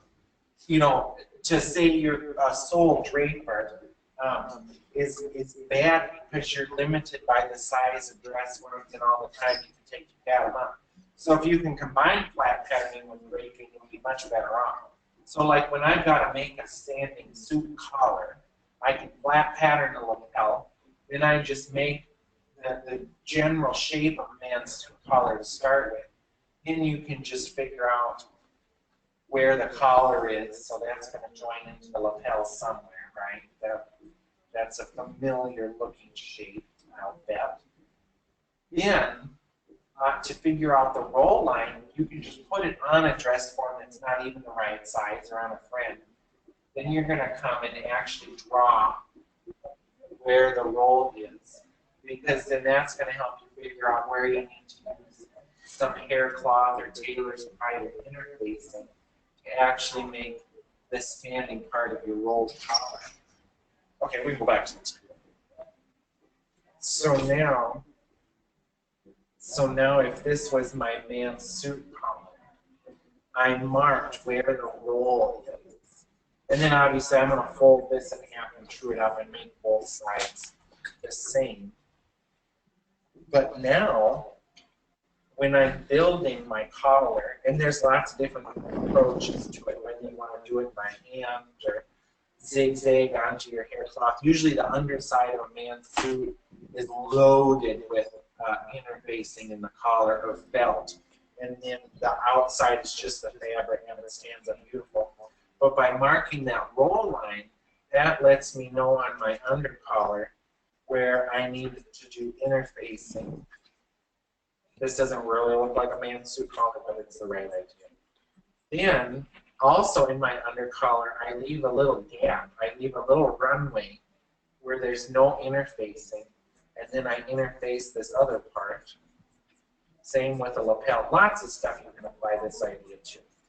Then, when it's on, by leaving this gap with no interfacing, it only wants to roll in that one exact spot and look beautiful and perfect forever, ever.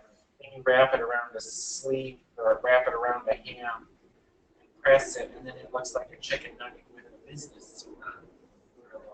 So that's my little collar drawing. Yeah, let's make a skirt. Any questions about anything we've done the last 5.5 hours? I think so. I could go for days. But we'll do, I'm going to show you a skirt block. I need to put a girdle on. It's not the best camera angle. It looks like an alien. I'm going to show you, I'm going to show you a skirt block and then show you some adaptations to it or the idea behind the skirt block. And then at like 2:45, we'll just let people ask any questions or review stuff. And the best thing is look through the book, and the explanations are much longer than mine, but it gives you the exact same stuff.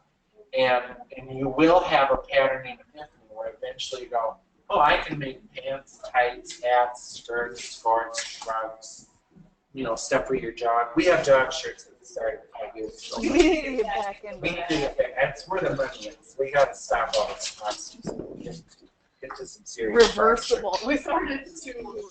I know. They were too hard. I should have fit Basil because now it doesn't fit. It doesn't fit Louis either. Okay, so let's go to skirt at page 149, and this one has a cockamamie measurement in it. It wants to know the You cockamamie like 3 times. I know, it's the word of it. It's so I don't say it other words because it's cockamamie. It wants to know the distance between the shoulder blades, and it's just to help you place a dart. So we will measure this on the dress form also. With the shoulder blade distance measurement is weird. That's all there is about that one. I'll get a new piece of paper. Worst music ever. And actually, before I go today, I'll send everybody the recordings from the other time we did the pattern class, because this one will take a few days to process because it's very long. But as soon as it's available, we'll send that.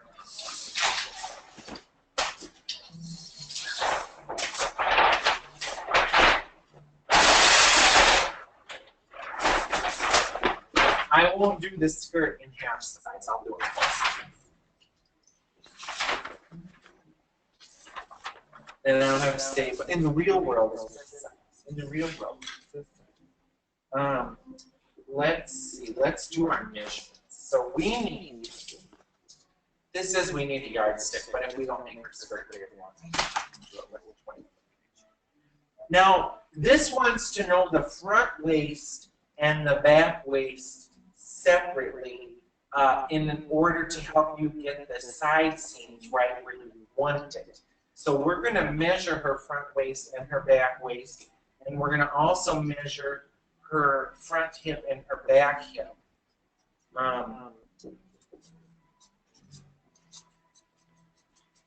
And what it's doing is that's helping you keep the side seams at the side depending on the size of their butt. So I'm going to guess that if we measure the full part of her hip in the front, it should be less than the full part of her hip in the back. And you can just put a safety pin on your person if you want, if you know where you want the side seam to end up. So her front is 17. Maybe I spoke to you, so he does have the worst butts. Let me do it again. Her front, where's the hole? She doesn't have them. She does, I know, but her legs are really wide. Her front is 16, and her back, this is the hip I'm measuring, is 16 and a half. It's hardly different. So her front hip is 16, her back hip is 16 and a half. If you're unsure, if you have just their hip measurement, give an inch to the back and take away an inch from the front. Now let's do her waist.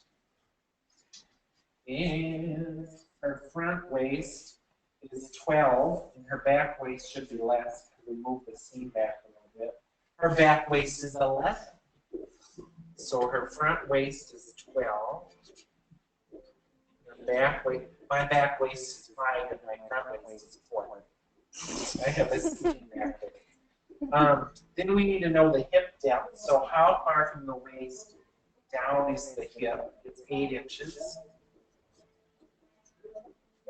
And we're going to make a kneeling skirt. So I am going to measure the front of her to the center of her knee is 21 and a half. And over her butt, the back of her to the center of her knee is 22 and a half. So my front is 21 and a half. My back is 22 and a half. Then, so number 7, it says waist to floor. We're drafting a kneeling skirt, so I don't need to go all the way to the floor.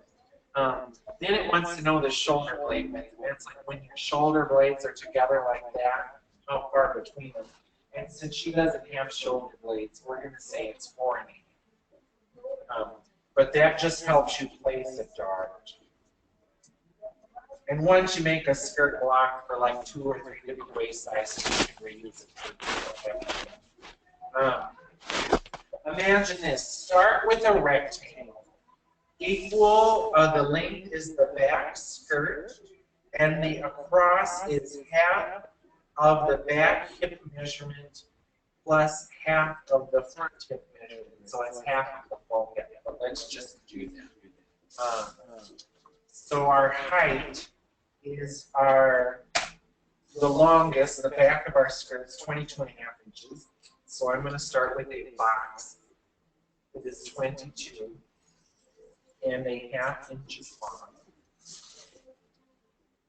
And then it wants to know half of our front hip. So our front hip is 16, so half of that is 8. And half of our back hip is, our back hip is 16 and a half, so we're going to say 8 1/4 is half of our back hip. So just like the ladies' and men's body block, the front is going to be on the right and the back is going to be on the left.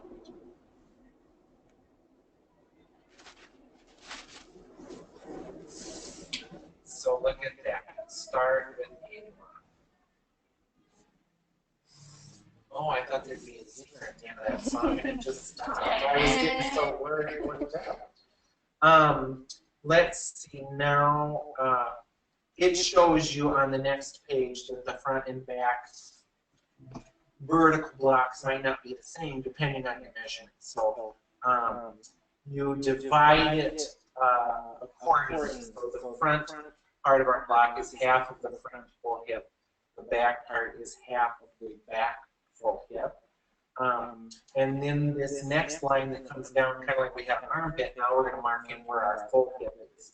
So we are going to come down the hip depth distance, which is 8 inches. So we are going to come down from the top line by 8 inches. And that's going to be where our hip is. Now, let's get to work. We are going to draw the skirt front. We are going to find the difference between, so the back of our skirt is longer than the front of our skirt, right? So kind of like how the back of our pants is taller, the back of our skirt is taller, so that the hem is even to the floor. And if you want to get real gourmet, you can make the hem in the back a smidge longer, right? So our front waist to floor is 21.5. So the difference between the front waist to floor and back waist to floor is a whole inch. So I'm going to come and I'm going to mark an inch down below what they're calling point B, point J. So J is below B, 1 inch. Then we've got to figure out, kind of like when we did the pants, where 1/4 of the waist is, or half of the waist front, since we've divided the front and back separately now. So now we are going to take our front waist, which is 12, and we're going to divide that in half. And that is going to give us point K, is 1/2 of the front waistline to the left of B. So half of 12 is 6. That's an easy one. Then we are going to put a beautiful curve and connect those 2 points together. That's done. Then, now we are going to connect, draw a curved line to I. So this middle intersection is I. So now we're creating the front waist down to the front hip of the outseam. So this line is our outseam. That's the outseam. Then we are going to work on the skirt back. Have we done points P and Q yet? We have not. Okay. So now we are going to take the shoulder blade measurement and put it on a piece of paper. Just like when we divided our sleeve into thirds, I'm going to just take a piece of paper and measure out the shoulder blade width, which is 4.5. So this is my calculator, right? So to the right of point A, locate L at the distance of 1/2 of the shoulder blade width measurement. So I'm going to fold my paper calculator in half, and I'm going to go over that much. So I went to the left of A, and I just plopped in point L at 1/2 of my shoulder blade. So if this skirt has a dart, the reason it has a shoulder blade is the dart just looks nice if it's below her shoulder, right? Right. Now, to the right of point E, we are going to locate M at 1/2 of the back shoulder blade plus an inch. So I'm going to use my paper ruler again. That's 1/2 of my back shoulder blade plus an inch. So this is going to become the bottom of the dart M. Okay. Now we are going to subtract 1/2 of the back waist measurement from 1/2 of the back hip measurement. Oh, I cut my strip too soon. This is where I need the strip. I can just do this like already. Okay. So you could have figured out what 4.5 is on strip paper. Okay. Now this one, okay. It's new. Subtract 1/2 of the back waist measurement from 1/2 of the back hip measurement. So 1/2 of my back hip is 8 1/4.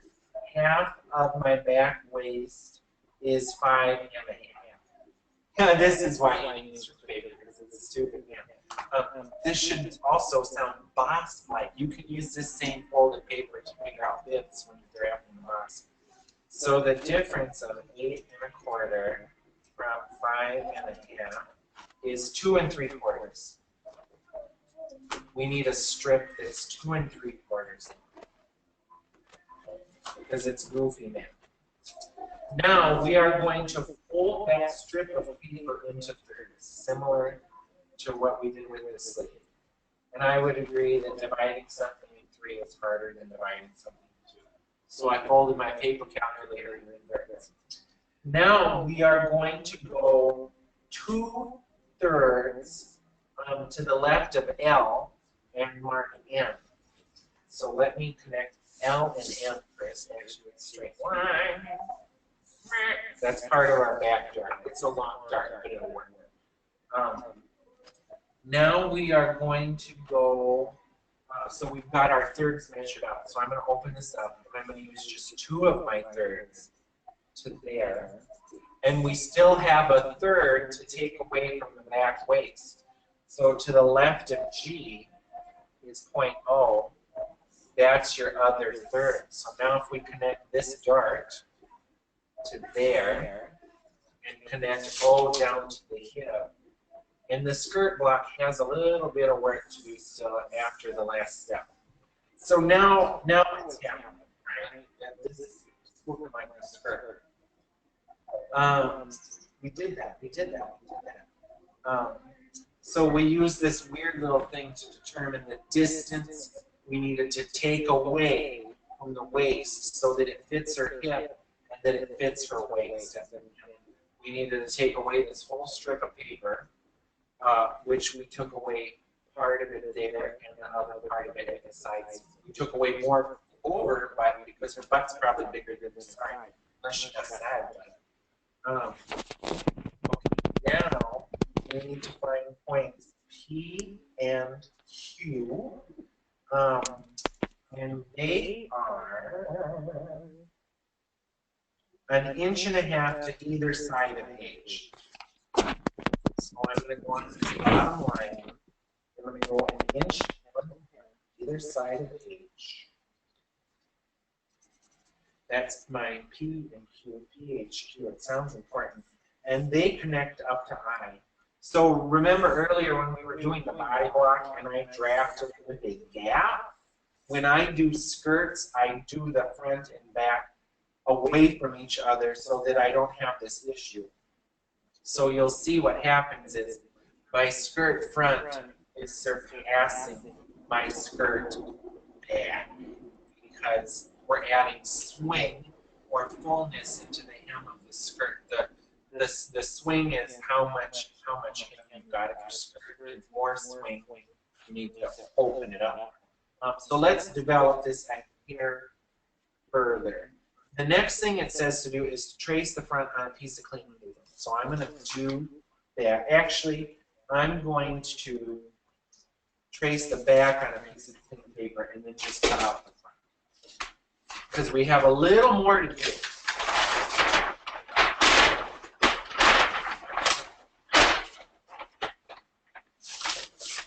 So I want to do back, which is going to go to here, and then here's my back.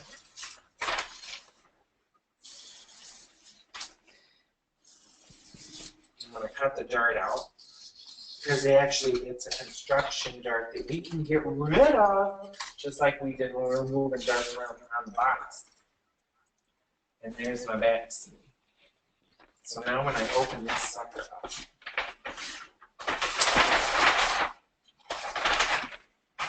so now I've got a bag that we're going to monkey with here for a little bit.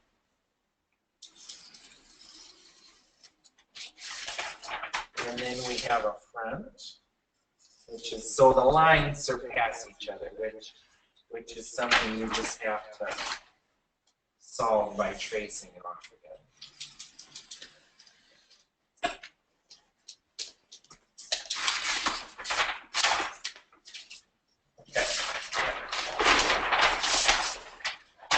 So now let's do a little more development in here, which is at the bottom of page 151. We need to create a construction line in the front. And what it wants us to do, we retrace the front, and then it wants us to see, kind of like when we dealt with the man's back crotch. I have a tracing on the floor. It wants us to mark out and see if there's a difference between the back and the front. So I'm going to just get my back line here. So this is my back. Front. It wants us to see if there's any difference between the back and the front. And my front is 1/4 of an inch longer. I have 1/4 of an inch punch in my front. So it had us measure the length of the side of the curve at the back and the front down to the hip. Then what we're going to do, this says the difference is usually around 3/4. My dress form is not very curvy, so my difference is only 1/4. Now we're going to go over the next just because measurement. We're going to go over 3.5 inches from the front. If this is a kid, I go a little bit less. So I'm going to go over 3.5 inches from my front. And then on the hip line, it tells me to go over only 3 inches and to connect those two lines. So this line is 1/4 of an inch too long than this line. And we need a little bit of a dart in the front. So this weird step makes the perfect amount of dart. We're going to slice this line that we just drew in the further skirt development notes open. Then we're going to take away 1/4 of an inch in our spot that's 1/4 of an inch too long. And what that does is that opens a little bit of a dart. And this is right there in skirt development 1 on page 151. And when I first started patterning from this book and some other books, I always was like kind of battling the instructions. I'm like, well, this is stupid. Why does it have you do this? And it's just because a few people spent a lot of their time figuring it out, and it works. Otherwise, I think people would be using something else. So now that we've done that, we fold it up. We take care of this little bit of extra difference that this thing talks about. Now we want to slice the front to make an 8-line skirt. Or they're calling it a 4-gore skirt with slight flare. Now, below this dart, so if we don't want this dart in the front, now we're going to slice this up. And now this little dart that we ended up opening, we're going to reclose. And what that's doing is it's opening some fullness at the hem. So now we have the perfect skirt front. And we're going to do the same in the back. We're going to slice up to that dart. And it's a bigger, wider dart. So when we close this up, now all of a sudden we have more hem in the back. Cool. Then you just put this to new paper, continue tracing it, and then you now have a skirt. You put the front on the fold, or you can make 4 seams. You can put all these on the same bias if you're doing like something with chartreuse. Then the next thing I want to show you with this is you can just continue and continue and continue to add fullness. So if I wanted to make a skirt for a Victorian lady, no, let's do a cute dance skirt instead. Okay. We're gonna do quick cute dance skirt. Because I'm gonna send you guys our skirt video.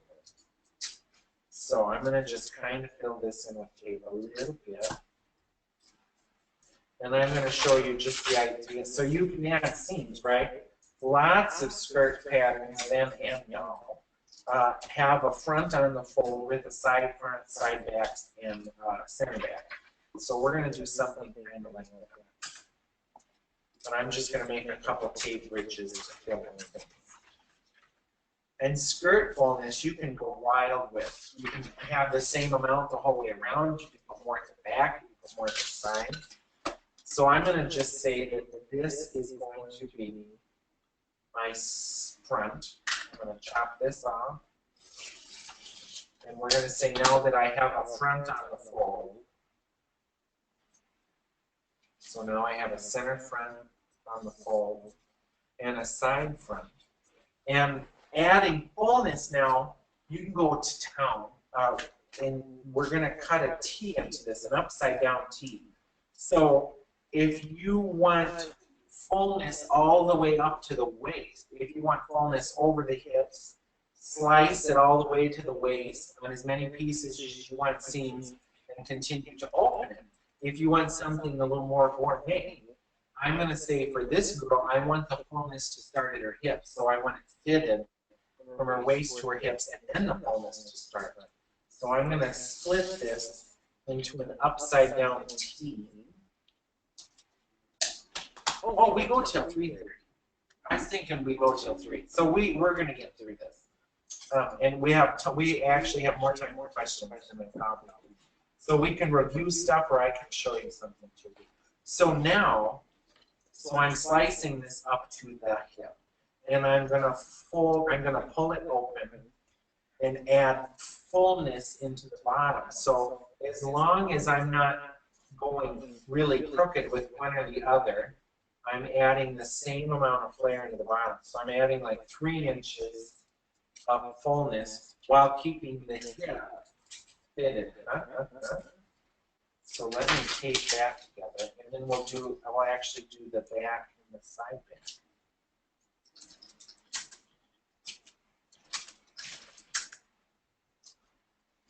So we've got a center front on the fold and a side front that we added more flare to.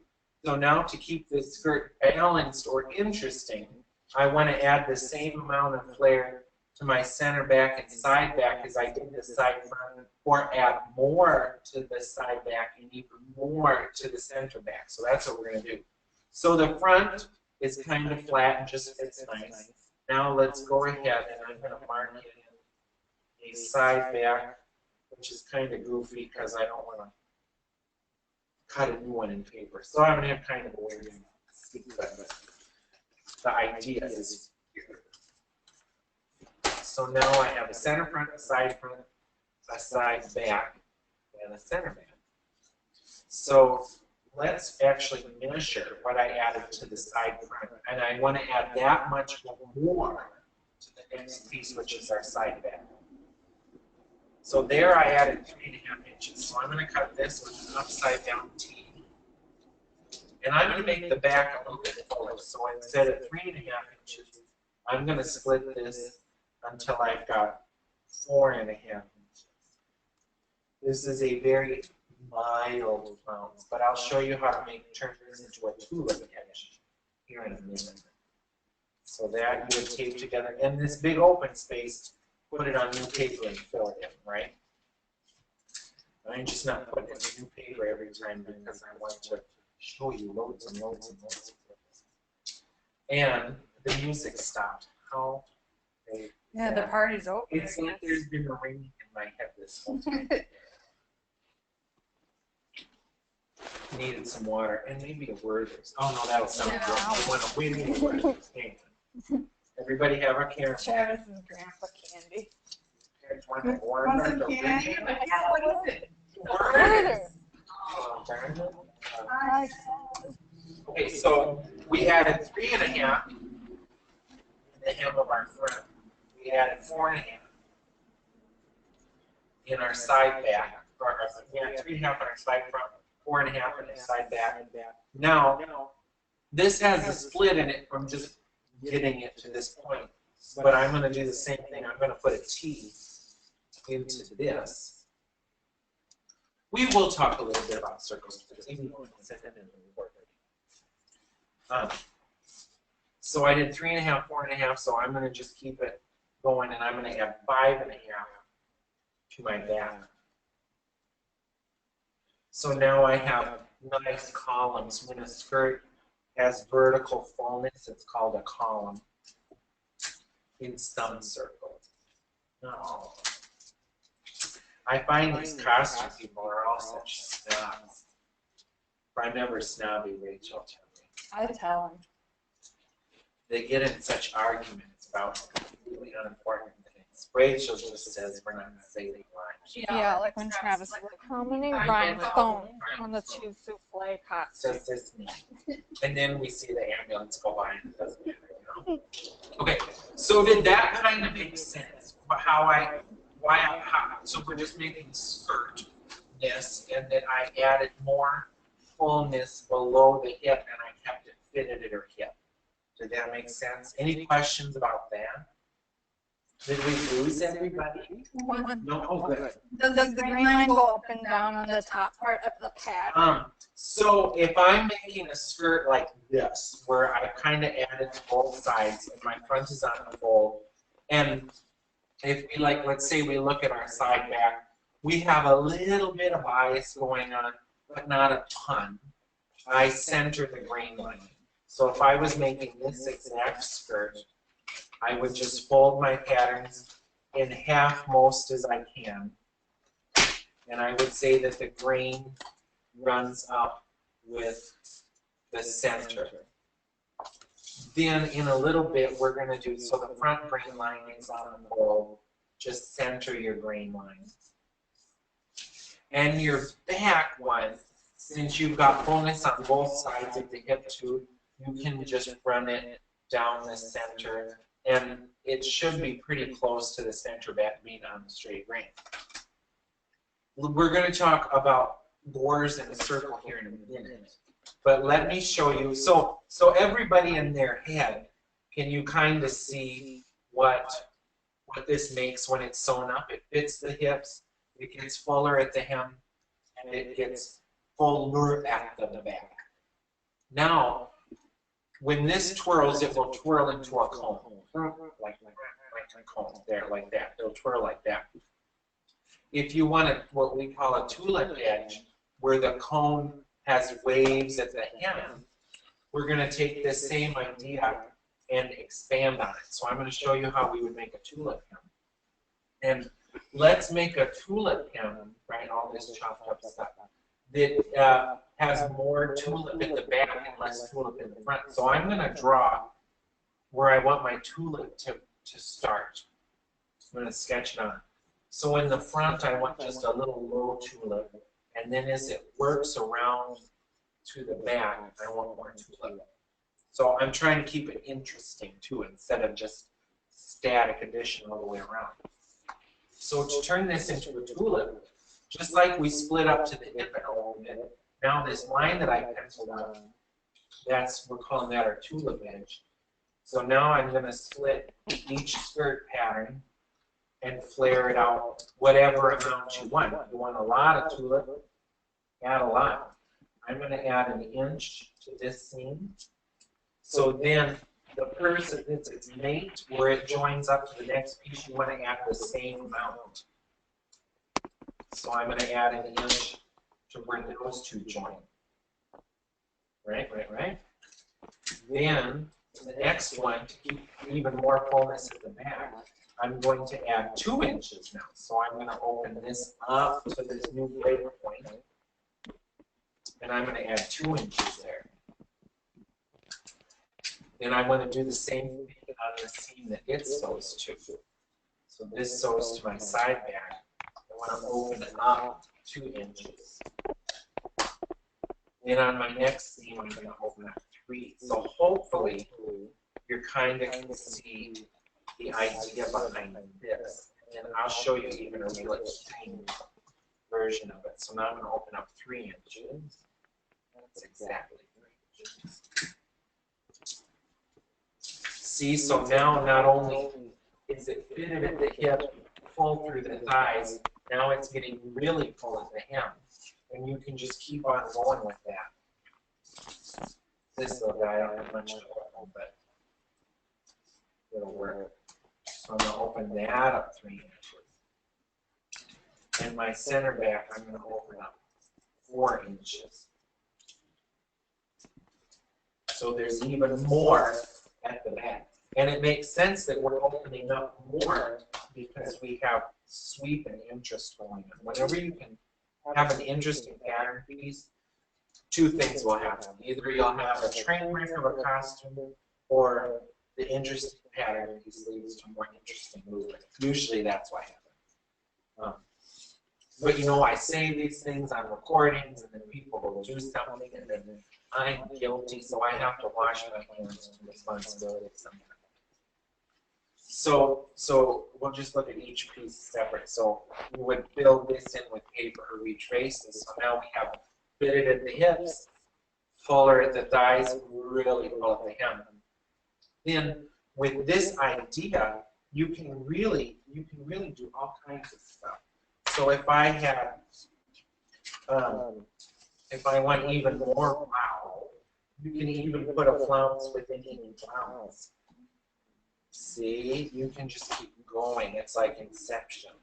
So you can just keep spreading stuff out and opening. And then what's neat, you can even go so far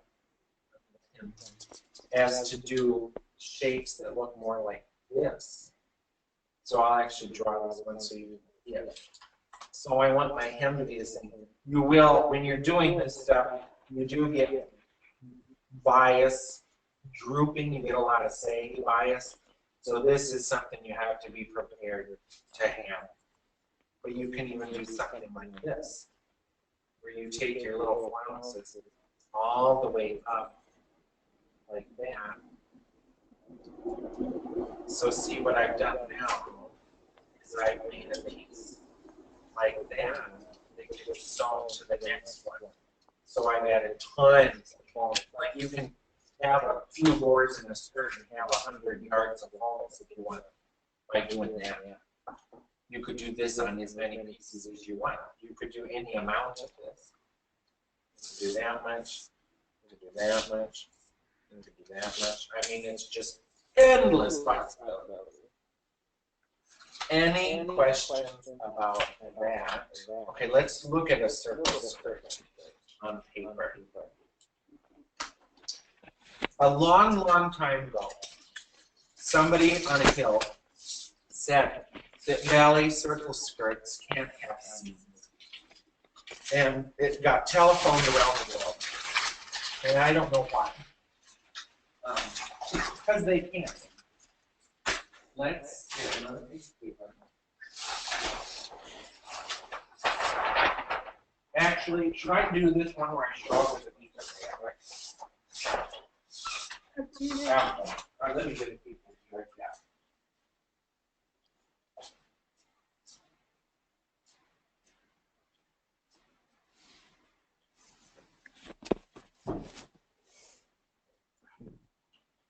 It's white, but I think it'll show.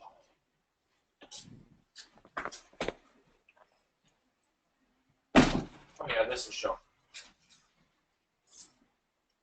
So when your artistic director comes and says, we want Georgette circle skirts, she will battle with you if you put seams in it. But she will also battle with you with how uneven and wonky and crooked the hems get. And what happens is a circle skirt droops as the bias gets longer and longer and longer. And you hem it every night. Plan to hem it every night if it's in a professional venue. The more you hem off the bottom, where the bias is, the tighter and flatter it gets in the hips. So pretty soon, your skirt door doesn't twirl nice and even. Your skirt twirl like that, which you don't want. The Werther's was not. So let's just kind of half circle or a whole circle out of this. Just kind of peek at the 9 here. It starts to happen. Oh, if I cut it on a little dress one, that'll work. Let's see. I've got my handy circle skirt ruler, which we sell online. Her waist is, we're just going to make one for the silver so I can show you the train wreck in this. Lots of people, their first time around, say, oh yeah, I can make chiffon circle skirts. And they make 20 chiffon circle skirts and then they never sew it. Because they didn't know what they were in for. It's true. It's true. So I'm going to fold my piece of Georgette into, this is double Georgette, into fourths so that I can just have one pivot point. So I've got my straight grain running with my long fold here and my cross grain with my short fold. And her waist is 13 inches. That's it. So this just has pivot points and numbers. So I'm going to use a pencil in 13-inch waist. If I have a pencil that's sharp. Now my Sharpie doesn't fit into the tray. Okay. Where's 13? So I'm going to just pencil in my 13-inch waist. I broke the pencil. Then I'm going to make her hem just to the edge of the ruler. Bias is a good thing. that. Now, before I free this up, I'm doing this really quick, but it's just to show the ideas. I'm going to draw a line on the bias, and I'm going to write down how long it is. This also applies to the way people iron bottoms. You can really kill it. This is 10 inches. And look how tiny this is, a tiny little skirt. This line is 10 inches. Imagine the nightmare of this being huge. And let me cut this out. So my bias is 10 inches on the flat. That means my cross and my straight are 10 inches. Now, without even having worn or ironed this, let's put it on the dress form. Her shoulders don't bend. Let's put the front straight, back straight, and the sides. This is a teeny tiny skirt. Let's see. So I haven't even pulled on this, but we're going to see what happened to our 10 inches. We're going to see what happened to our 10 inches. This is poor bias. Our 10 inches is now 11 1/4. If I steam this or pull on it or manipulate it, let's see what it is from just those two little brushes. So it grew 1 1/4 inches. It is now 1.5 inches. And if I steamed it, it will be 2 inches longer. And if we leave it on here by tomorrow, give it a good yank. By tomorrow, 13.5. So easily by tomorrow, this will be 3.5 inches longer on the bias. Then what happens is it goes to the Holly and that mom helper. She helps you out. She evens it all tonight. Oh hell, we cut it even. It was the weight of this that was keeping it even, but now it shrank a little bit. So it's going to be too short tonight. And by the show tomorrow, it's already 1 inch longer. Yeah, oh yeah, it's grown. You can see it, right? Then you even it again. The more you take off the bias at the hem, what starts to you can already see it right here. See how columny this is where the bias actually is? By cutting that piece off of here, it's flattened out the piece behind it because this angle of weft thread is traveling all the way down to there. And by cutting this off and pulling on this, the back of her butt is already, can you see it in the mid? See how this column stops right here? This column is really low from cutting that off. That column should be all the way up to the waist. And that's what happens is you edit away the bias, which, I mean, it could look great. You end up with flatter and flatter up here, but your hems are always wild. So on paper, let me show you one remedy.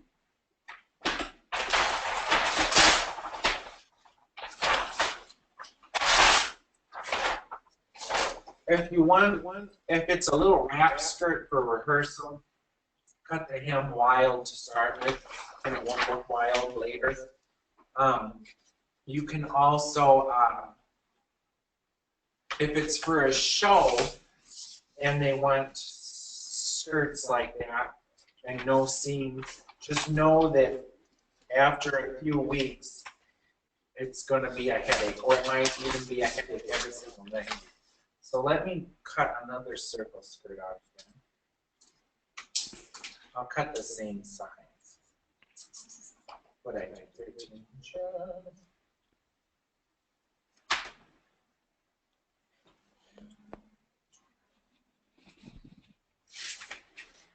You can put gorse in it. And I find that from the audience, I notice a crooked skirt more than I notice a beautifully French seam skirt. So I have read there are some people putting all kinds of info in groups right now that I just don't think is any good. But I'm too nice to say anything. I recently read in one of those groups where someone said this is the right thing to do. Somebody who knows things. They said you cut gores like this. And they said put the straight down the center of every gore. Well, what happens then? If you put the straight down the middle of each gore, you still have bias at the seams. And when you sew it, you're going to stretch it. When they wear it, it's going to look weird. So when you put the bias, when you cut 8 gores, so this is a half skirt. When you cut 8 gores, you have 8 seams, right? If you put the bias, so on our little skirt that we did a little bit ago, we're assuming that's like a woven fabric that's got some body to it, nothing droopy like chiffon or georgette. And we kept the grain in the middle because the skirt isn't super long, and you know, we're not that skirt, that earlier skirt wasn't meant for chiffon or georgette.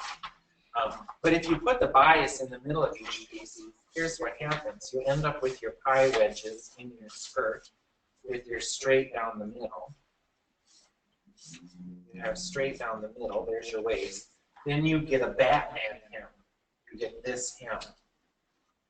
No matter how perfect you cut, because here is your bias. And it's just going to drop and drop and drop. And it will drop until the thread snaps, even if you use really good thread. So we want a hem that looks like this, and I'll show you how we do that. To get a hem that looks like that, take the music is starting. You take your one skirt gore, but I'm going to cut 4 of these out. So this is half of a full circle skirt. Okay, we've got our guys here. The way to not have a drop is to put the bias, the straight of grain, put the straight of grain on the exact same side of every single piece. So now what's happening is you need to match the top, bottom, and middle, put a notch in the middle. You need to match the top, bottom, and middle of your skirt. So now I have some sort of wacky bias going on here on each piece. I have weird bias. But I have a piece that's on the straight. So when I sew this piece of straight to this piece of bias, and I don't let this piece of bias grow, I don't let my bias guy grow, I put him towards the feed dogs, and I ease it onto the straight.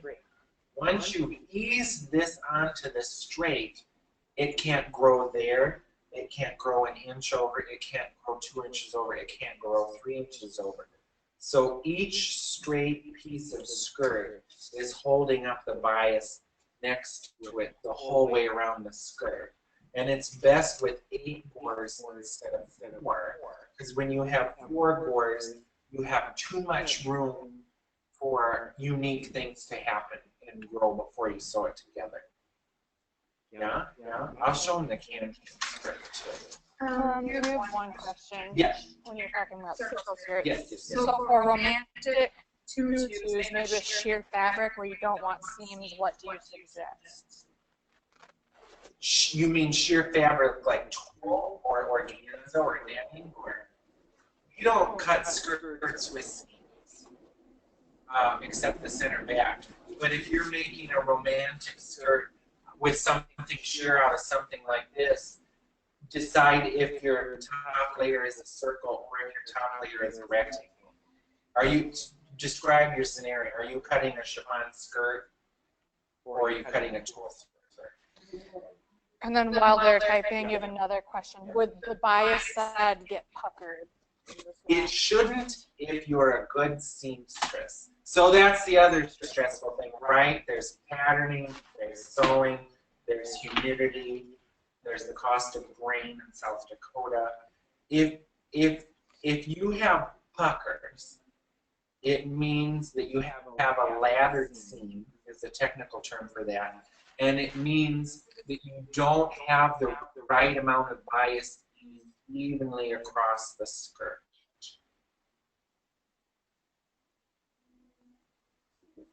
But if you were making a romantic skirt, like we cut out of tulle fabric that is the same on the cross and the straight, so it doesn't grow either direction, and we railroad cut romantic skirts. She specified making an overlay for a romantic tutu with chiffon.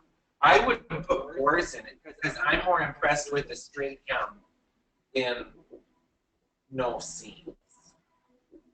Does that make sense? I think that makes sense. Like if I was making Giselle's Guessing thing and I have a fluffy tulle romantic skirt, and then over my fluffy tulle romantic skirt, I want to put chiffon circle skirt, and I want to stitch rows and rows of ribbons on it. I have to say that I creep on loads of people on Facebook all over the planet, and I see lots of rows and rows of beautiful ribbons sewn really well that go like this around the skirt. You know, so you have to decide, like, if you can't sew that together and make it disappear with either a French seam or a Barbara Mater seam, then you need to figure out what fabric you're using, and does the fabric work for what you want. You know, it's all about like deciding the lesser of two evils always. That was a terrible answer. No, I think it's a good answer. It's like, you know, I find we get loads of emails from people all the time too, and it seems like people want to know, like, if A, then B always. But the thing is, the fabric is different every day. The trim is different every day. The longevity of every costume you make is different. It's like more about knowing like why things happen and preventing them ahead of time. Yeah. Then again, this is yeah. If it needs to be clean with no embellishment, would the gores show? No, unless she's a terrible dancer. Is that a good answer? Yeah, I mean, to me they don't show, and when I do see gores, I'm impressed by seeing. I hope whoever's asking knows for a French seam. It's nice to see perfectly French seams when she twirls, instead of a skirt that's a little bit crooked because there's bad sewing and weird bias. It can be done. We have several shows that when I worked at the Joffrey, where we had circle skirts with no seams. But do you know what we did every 2 days of the run?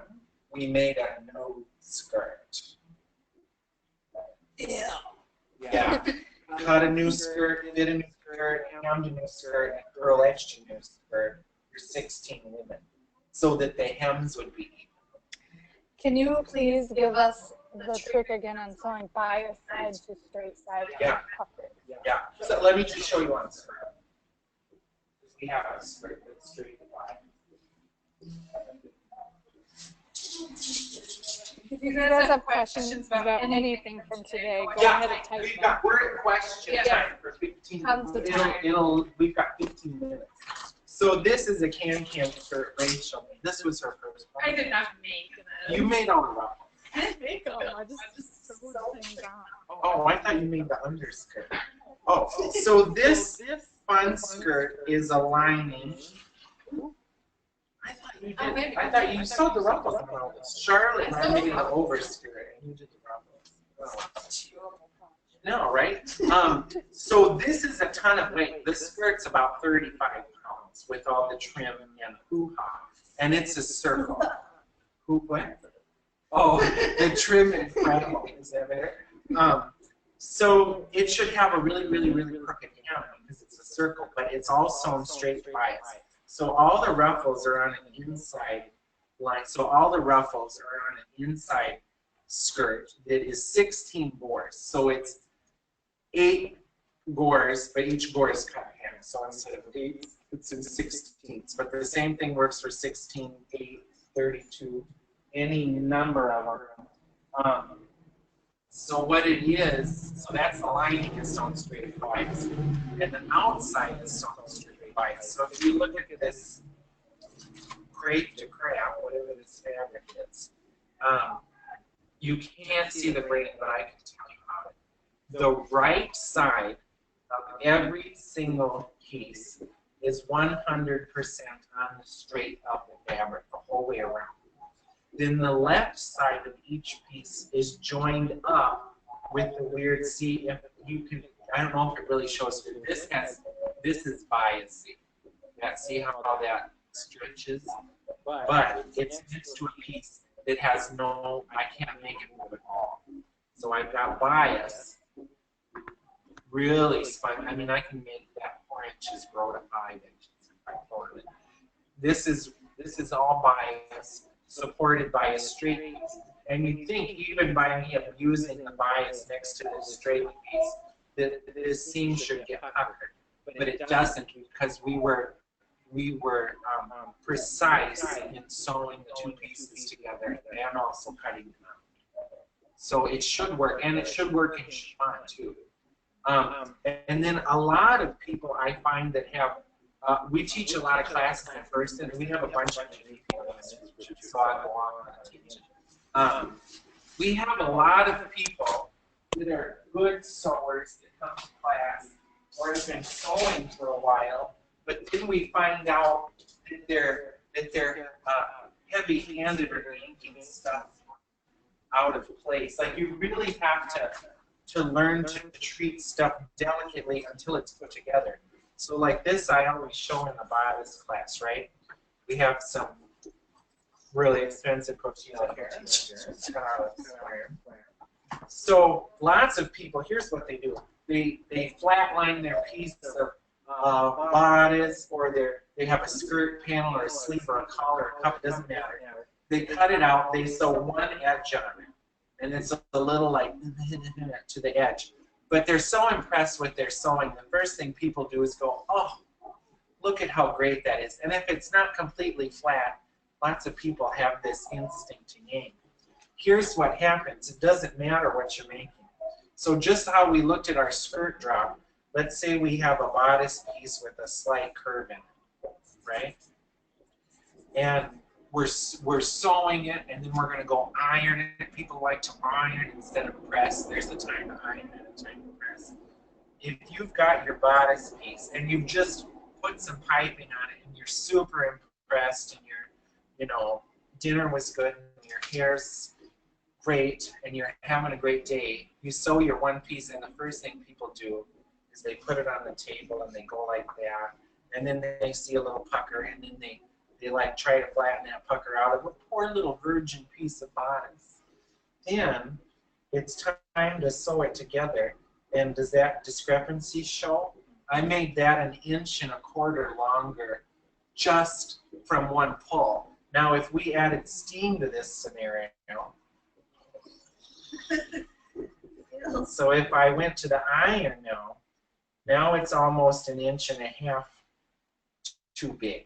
So a lot of it, it's all of it together. It's patterning, fabric choice, sewing, design, humidity, PSA, the cost of sorghum in Nebraska. It all affects everything. So if you can see trouble down the line, you will know how to stop it before it gets there. And lots of times, when I worked in the big shops at Houston, biggest shop ever, and there we had every supply, everything possible. But if a designer came in with a fabric that I thought was terrible, I was the spokesperson to go, except for last year's Nutcracker. We couldn't overrule anyone. You can say, well, what you've picked isn't going to give you the result of what you want. And lots of times the problem is our artistic directors, especially at ballet companies, somehow in the night become costume experts. And they'll bring you a piece of something, polycrapalon, and they'll say, I want you to make this, and you're already in your head going, well, it's not going to look good.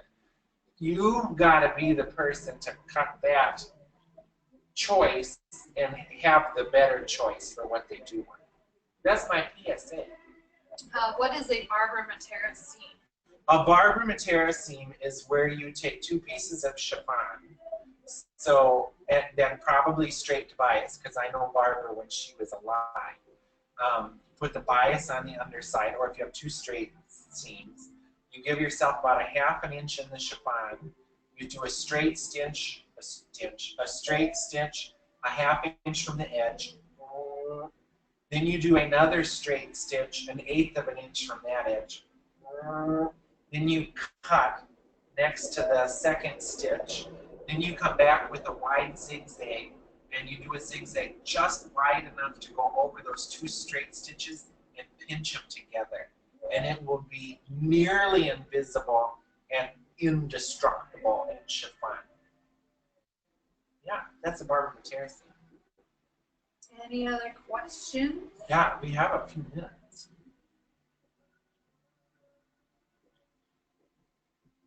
That's it. I think we lost one person yet, looking at the list. Not too bad. Not too bad. Yeah, it'll take a few days to get the recordings out. Yeah, I can These are send, long. I'll send the first, You can send the old one. yeah, I'll send the old ones from the last time, and then those people, when this recording is ready, you will get an answer thing. Is there a good book that talks about bias on weird patterns?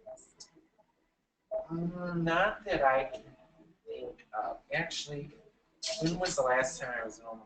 There's one, but it's more like Greek stuff.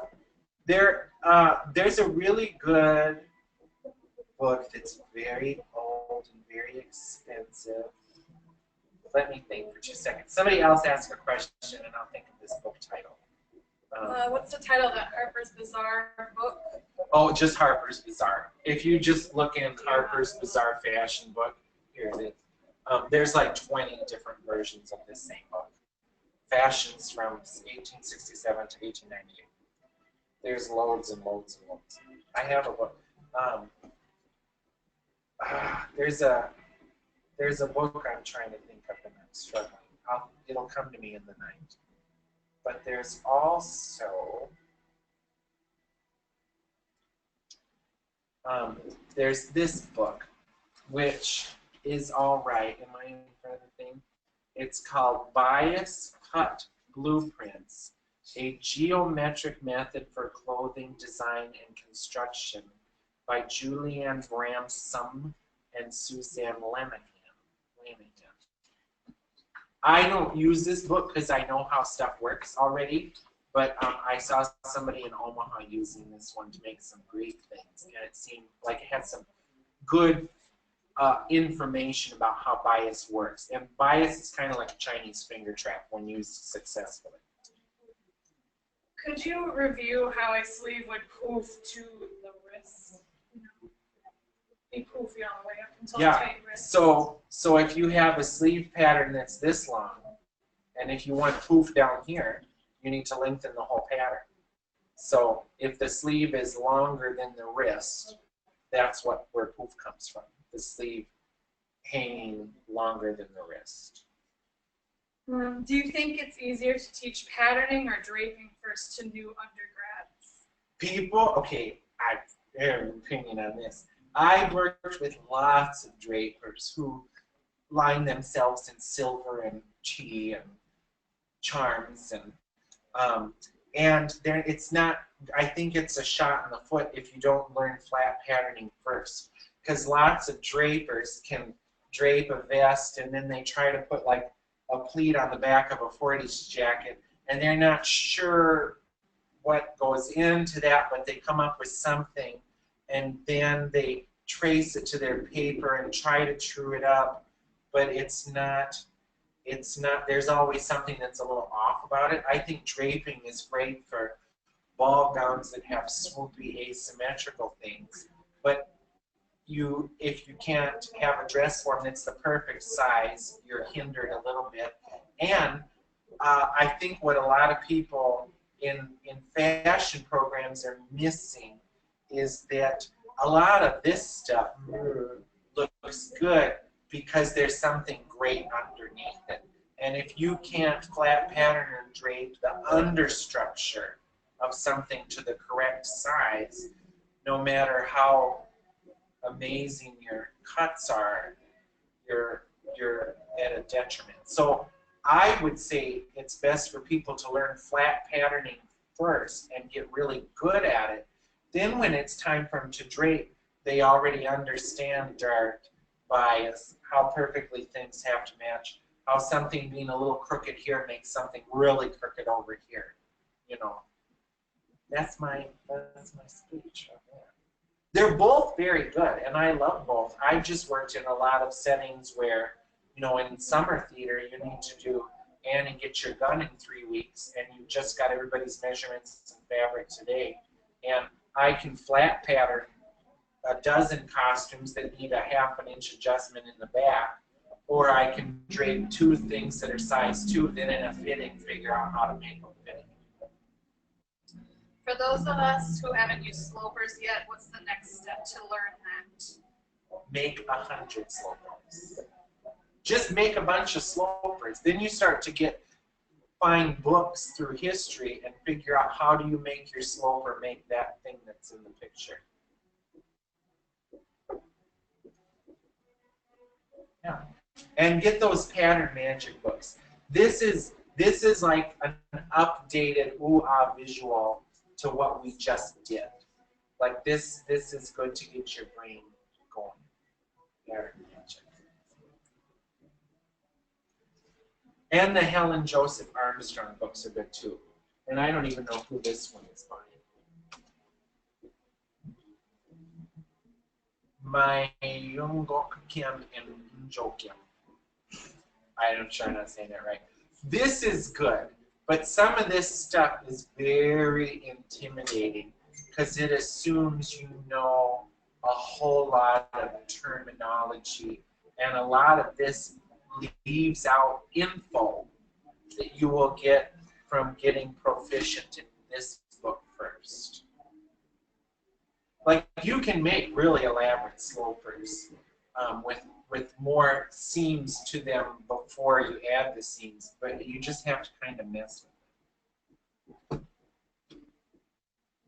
It's taken me 18 years, and I'm still learning stuff. Thank you. Is it done? It's done. We have time for the last question, or say goodbye so we know you're out of here. Join our Facebook group if you are not in it. It's called Students, Educators, and Interns of Halsey Onstage. It might be a different order. It starts with something like, students. yeah, it's students, educators, and interns. Don't worry, there's no test. No. But you have to click request to join. I don't know why. Yeah, but we approve everybody. Nobody's been voted off yet. Those of you that want to buy the recording, don't worry about doing anything through the website. Just send Travis an email or a message, and we'll get that sorted out with you. Yeah, and you'll get like 12 hours of recordings. Yeah. It's a lot. And so you can get this lower rate too than what it was online. Yeah, so anybody that adds a recording now will just charge you the difference had you had got it originally. And I will be traveling for several days. Oh yeah. So this recording won't be processed for like probably till Wednesday because it's so big it just sits there slow and going. And the other ones I'll send them. That's it. Thank you. Goodbye. Bye-bye. Good night. Good morning. Good night, good morning, yeah. Good afternoon. I forgot about that bias cup book.